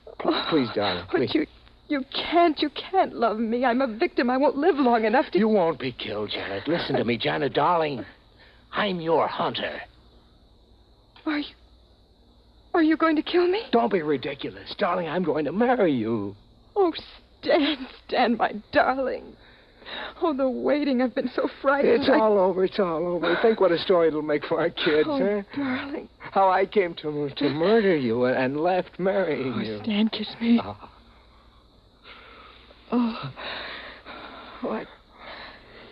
I think I'd better have a cigarette. Let's start packing. No, wait. You haven't asked if I love you. What? You haven't admired my cigarette lighter. What are you talking about? It's a lovely lighter, isn't it? With a small hole in the bottom. Just large enough for a .38 caliber bullet. No, don't. I'm not being funny, darling. But, Now, Janet, I love you. I told you I love you. What's the matter with you? I don't love you, Stanton. I am a good actress, aren't I? Even though the producers don't think so. You knew all along. Yes, of course. Don't reach for that.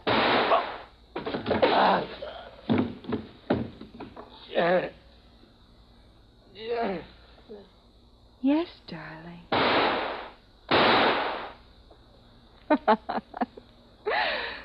Well, now I can join the Tens Club.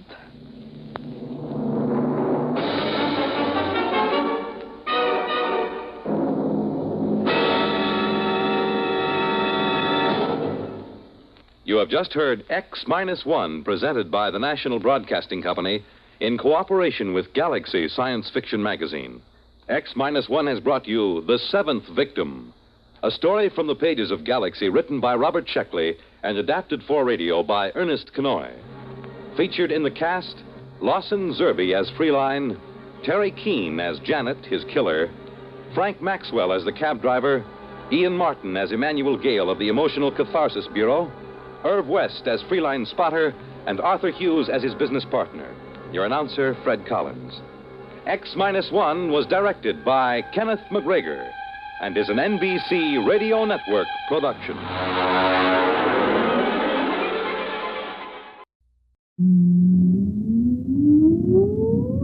Countdown for blast off. X-5, 4, 3, 2, X-1, fire.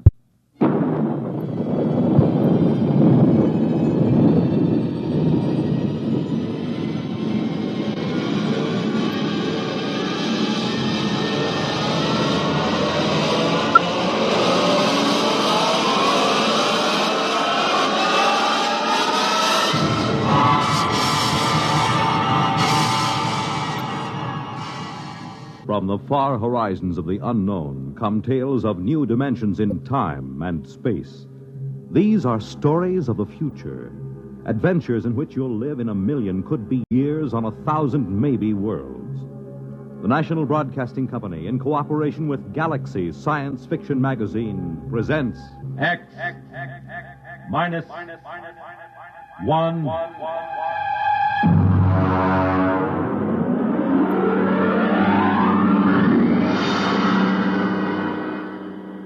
Tonight, At the Post by H.L. Gold.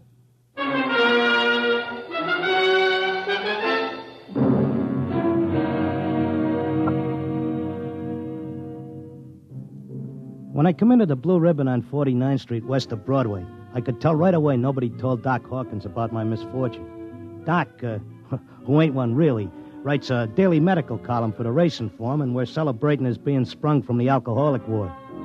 He got one look at me, and he choked on a piece of gefilte fish. What happened? What happened? Look at that. Clucker's become a character. Now, lay off, Doc. Look at that, a gray flannel suit, a black tie. Clucker, where is your purple and green check sports jacket? Where are your two-tone suede shoes? Why, you've become a character. That was Zelda's idea. She wanted to make a gentleman out of him. Wanted to? Why, you two kids got married just before they took, my snakes away. Don't tell me you've, flipped already. You don't know, Doc?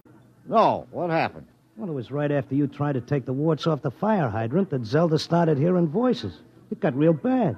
How bad? Well, she's at Glendale Center upstate. I just came back from visiting her. Well, did the psychiatrist give you a diagnosis? Yeah, I got it memorized. Catatonia dementia precox. Oh, rough. Very rough. The outlook is never good in such cases. Maybe they can't help her, but I will. Now, Clocker, you're a race handicapper. You run the best tip sheet on Broadway. But people are not horses. You've got to think of your public. For instance, what's good at Hialeah, huh?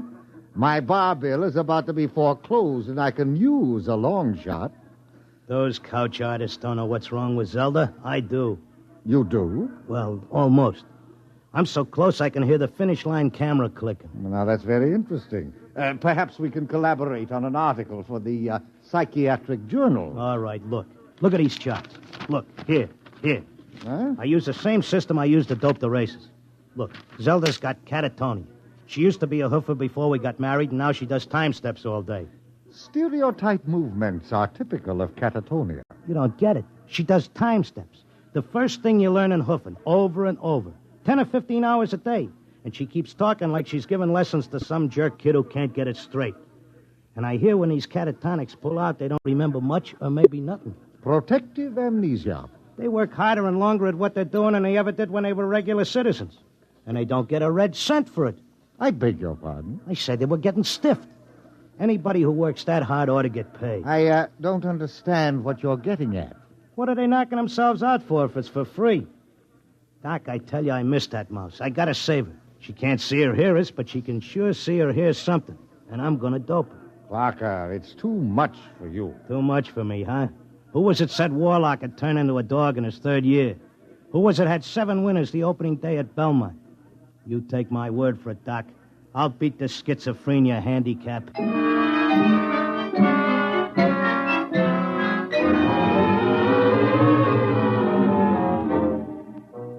I hadn't been paying much attention to my tip sheet while I was doping a catatonia dodge. I tell you, I missed Zelda. I missed the bobby pins on the floor and the nylon stuck on a shower rack, the toothpaste tube squeezed from the top. I had to get her back somehow. Next day, I took a cab and went out to that place. I sat in the room and watched her dance. Oh, it was something. Because Zelda was worth watching, even with her eyes blank and her feet shuffling through that simple time step. Mr. Locke, visiting time is almost up. All right. Zelda, listen, Zelda. How long can they take to learn a time step? She can't hear you. Look, kid, I don't know who these squares are that you're working for, but tell them if they take you, they got to take me, too. You hear?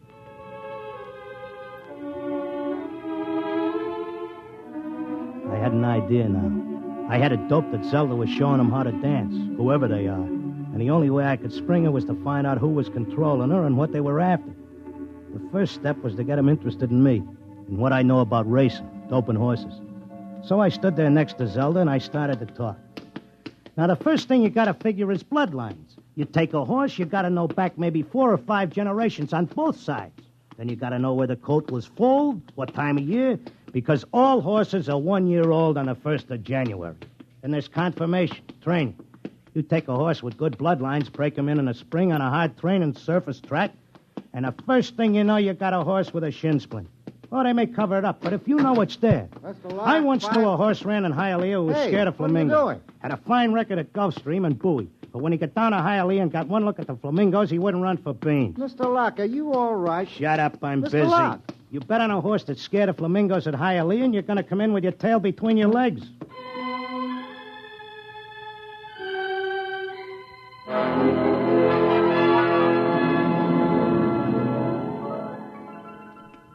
kept coming back every day.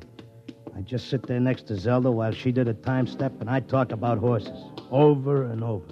And then finally, I started to hear voices. Clocker! Clocker! This way, Clocker, come this way. This way, Clocker. Come on now, come with me.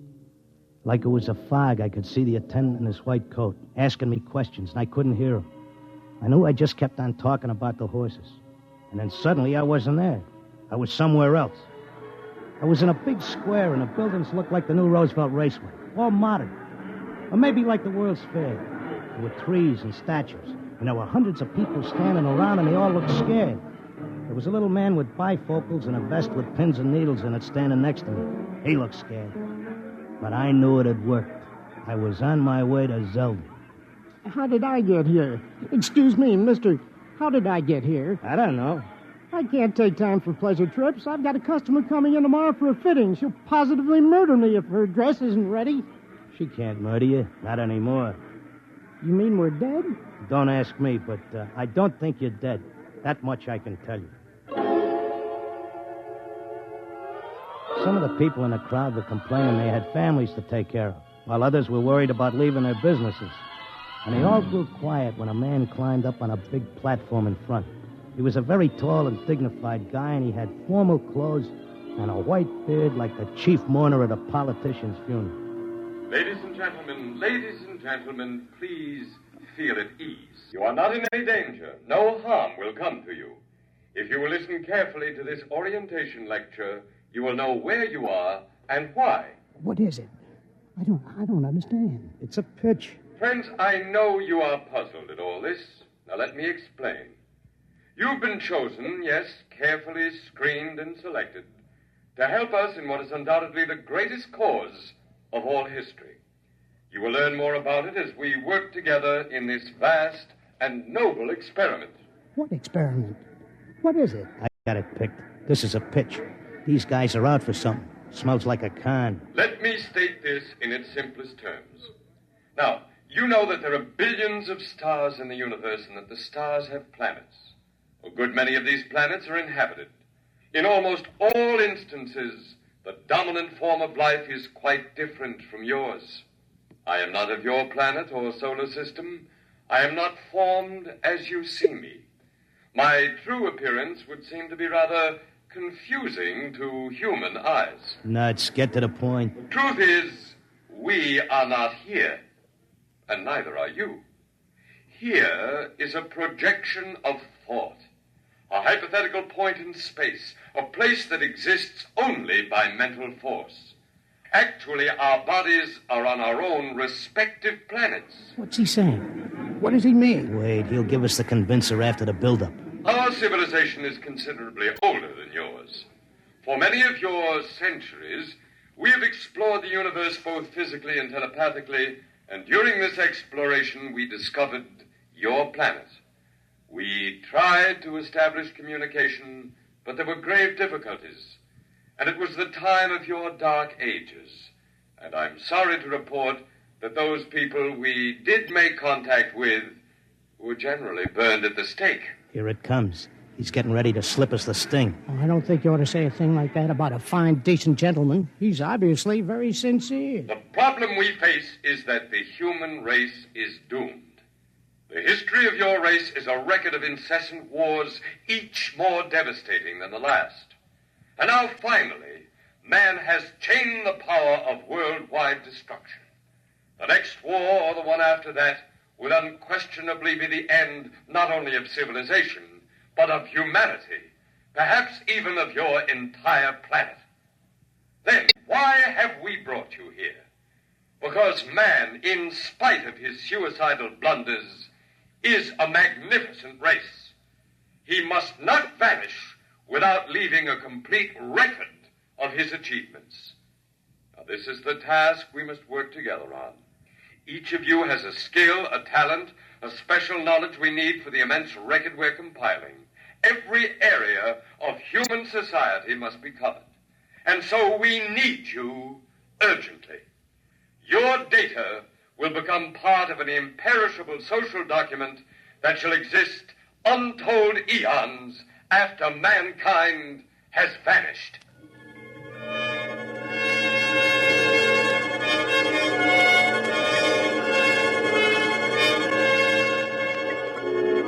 Oh, he had a slick con. He had that crowd in the palm of his hand like a small-time grifter selling pearl necklaces on 6th Avenue. They all cheered.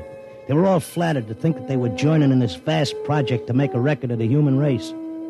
After a while, they broke us up into divisions, and I got herded into a building marked Sports and Rackets. They took my name and my occupation like I was applying for unemployment insurance. Now, here's our problem, Mr. Locke. We're making two kinds of perpetual records. One is written, more precisely, microscribed. The other is a wonderfully exact duplicate of your cerebral pattern, in more durable material than brain matter, of course. Of course. The substance we use in place of brain cells absorbs memory quite slowly. But you'll be happy to know that the impression once made can never be lost or erased. Delighted, tickled to pieces. I knew you would be. Well, let's proceed, shall we? First, a basic description of horse racing. I started telling them about horse racing, but they held me down to one sentence. They said I had to repeat it over and over so that recording thing could get it. They had a picture of my body back on Earth lying in a bed in a hospital just saying that one sentence over and over again. Well, that's enough for today. Isn't it amazing? We have a more detailed record of human society than man himself ever had. Your life, my life, the life of this Zelda, whom you came here to rescue, all are trivial. For we must all die eventually. But the project will last eternally. You telling me you know what I'm here for? To secure the return of your wife. I would naturally be aware that you'd submitted yourself to our control voluntarily. It was in your file that was sent to me by admissions. Then why did you let me in? Because, my dear friend, we also... Look, leave out the friend pitch. I'm here on business. As you wish. We let you in, as you express it, because you have knowledge that we should include in our archives. We hoped you'd recognize the merit and scope of our undertaking. Most people do once they're told. Zelda, too? Oh, yes. Yes, Zelda's extremely cooperative, quite convinced. Would you like to see her? Yeah, sure I would. Well, that can be arranged. I'll call the Arts and Entertainment section and arrange a meeting.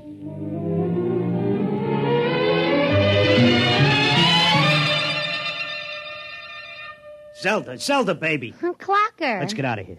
Oh, hello, Clocker. Aren't you glad to see me? I spent months and shot every dime I've got just to find you. For sure I'm glad to see you, hon, but I can't waste any time. This work is so important. I want to talk to you. That con artist with the white beard said... isn't he wonderful, Clocker? Aren't they all wonderful? Regular scientists devoting their whole lives to this terrific cause. What's so wonderful about that? They could let the Earth go boom. It wouldn't mean a thing to them. Everybody wiped out, just like there never were any people. Not even as much record of us as the dinosaurs. Gee, wouldn't that make you feel simply awful? I wouldn't feel a thing. All I'm worried about is us, baby. Who cares about the rest of the world doing a disappearing act? I do, and so do they. They aren't selfish like some people I could mention. Selfish? You're darn right I am. Zelda, listen. I'm selfish because I got a wife and I'm nuts about her and I want her back. I have to help out on this project. It's the least I can do for history. History? What did history ever do for us? Go turn in your time card, baby. Tell them you got a date with me back on Earth. No, this is my job as much as theirs. More even. They don't keep anybody here against their will. I'm staying because I want to, Clocker. But, honey... Excuse me, I've got to get back. I'm teaching them the soft shoe now.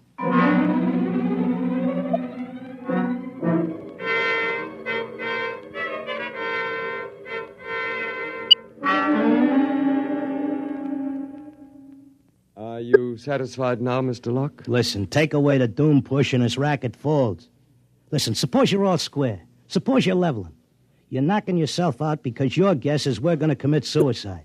But is there any doubt of it? Do you honestly believe the Holocaust can be averted? I think it can be stopped, yeah. Listen, between these catatonics and me, we could tell them what it's all about. I notice you got people from all over the world here. They get along fine because they have a job to do and don't have time to hate each other. Well, it could be like that back on Earth. Mr. Locke, we have experimented in the manner you suggest. But a human psychological mechanism defeated us. Yeah? What was that? Protective amnesia. They completely and absolutely forgot everything they'd learned here. Well, what are the odds on me remembering? Well, you are our first volunteer. Look, I'll give you a deal. You let me out, and maybe I'll be the first case that didn't get amnesia, and I can tell the world all about this. I'll come back if I lame out. You can pick me up any time you want. But if I make headway, you gotta let Zelda go, too. It's a very reasonable proposition. We'll lift our control, Mr. Locke, for a suitable time. If you can arouse a measurable opposition to racial suicide, measurable, mind you, then we agree to release your wife and revise our policy completely.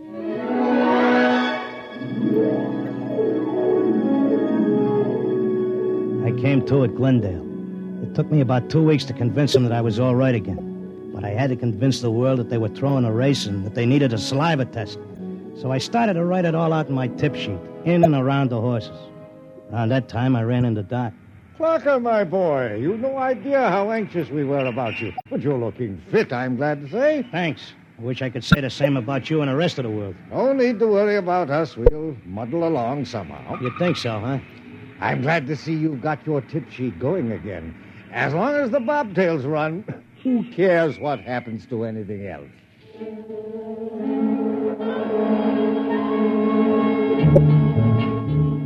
Of course, nobody listened to me. I had posters printed telling everybody.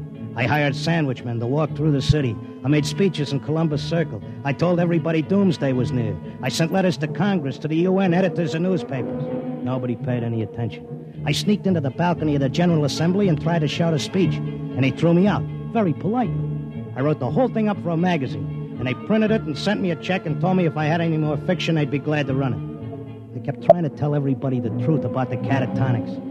We ought to go to the hospitals and get ourselves let in and have the aliens take over and show us where we're going. But nobody would listen. And then finally, I went back out to Glendale.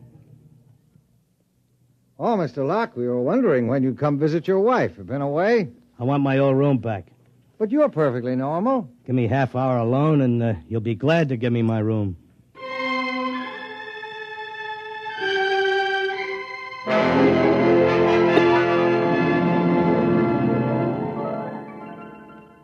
Well, here I am back again. Oh, Mr. Locke. Okay, I'll give you all the rest of the dope on racing. You won't have any trouble with me. Then you're convinced you failed. I'm no dummy.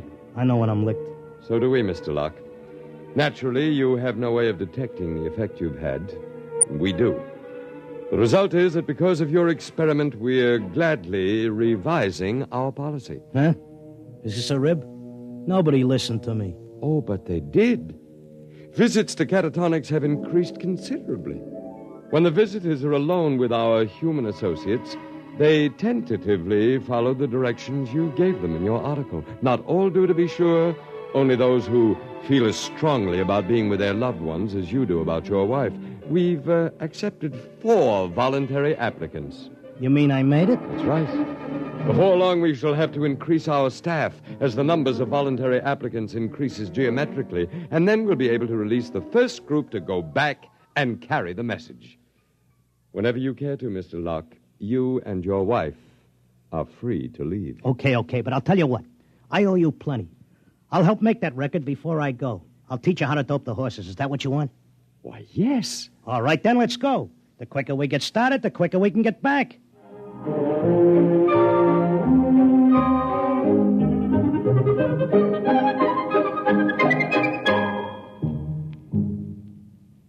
You have just heard X-1, presented by the National Broadcasting Company in cooperation with Galaxy Science Fiction Magazine, which this month features A Touch of E-Flat by Joe Gibson, a story with a warning.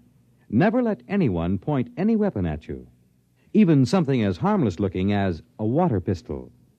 It may be a cooling gun. Galaxy Magazine on your newsstand today. Tonight, X-1 has brought you At the Post, a story from the pages of Galaxy written by H.L. Gold and adapted for radio by Ernest Kenoy. Featured in our cast were Frank Maxwell as the clocker, and Thomas as his time-steppin' wife, Zelda, Arnold Moss as the otherworldly one, John Griggs as the doc who wasn't one, really, and Sam Raskin as the confused little tailor with his mouth full of pins. Your announcer, Fred Collins. X-1 was directed by Kenneth McGregor and is an NBC Radio Network production.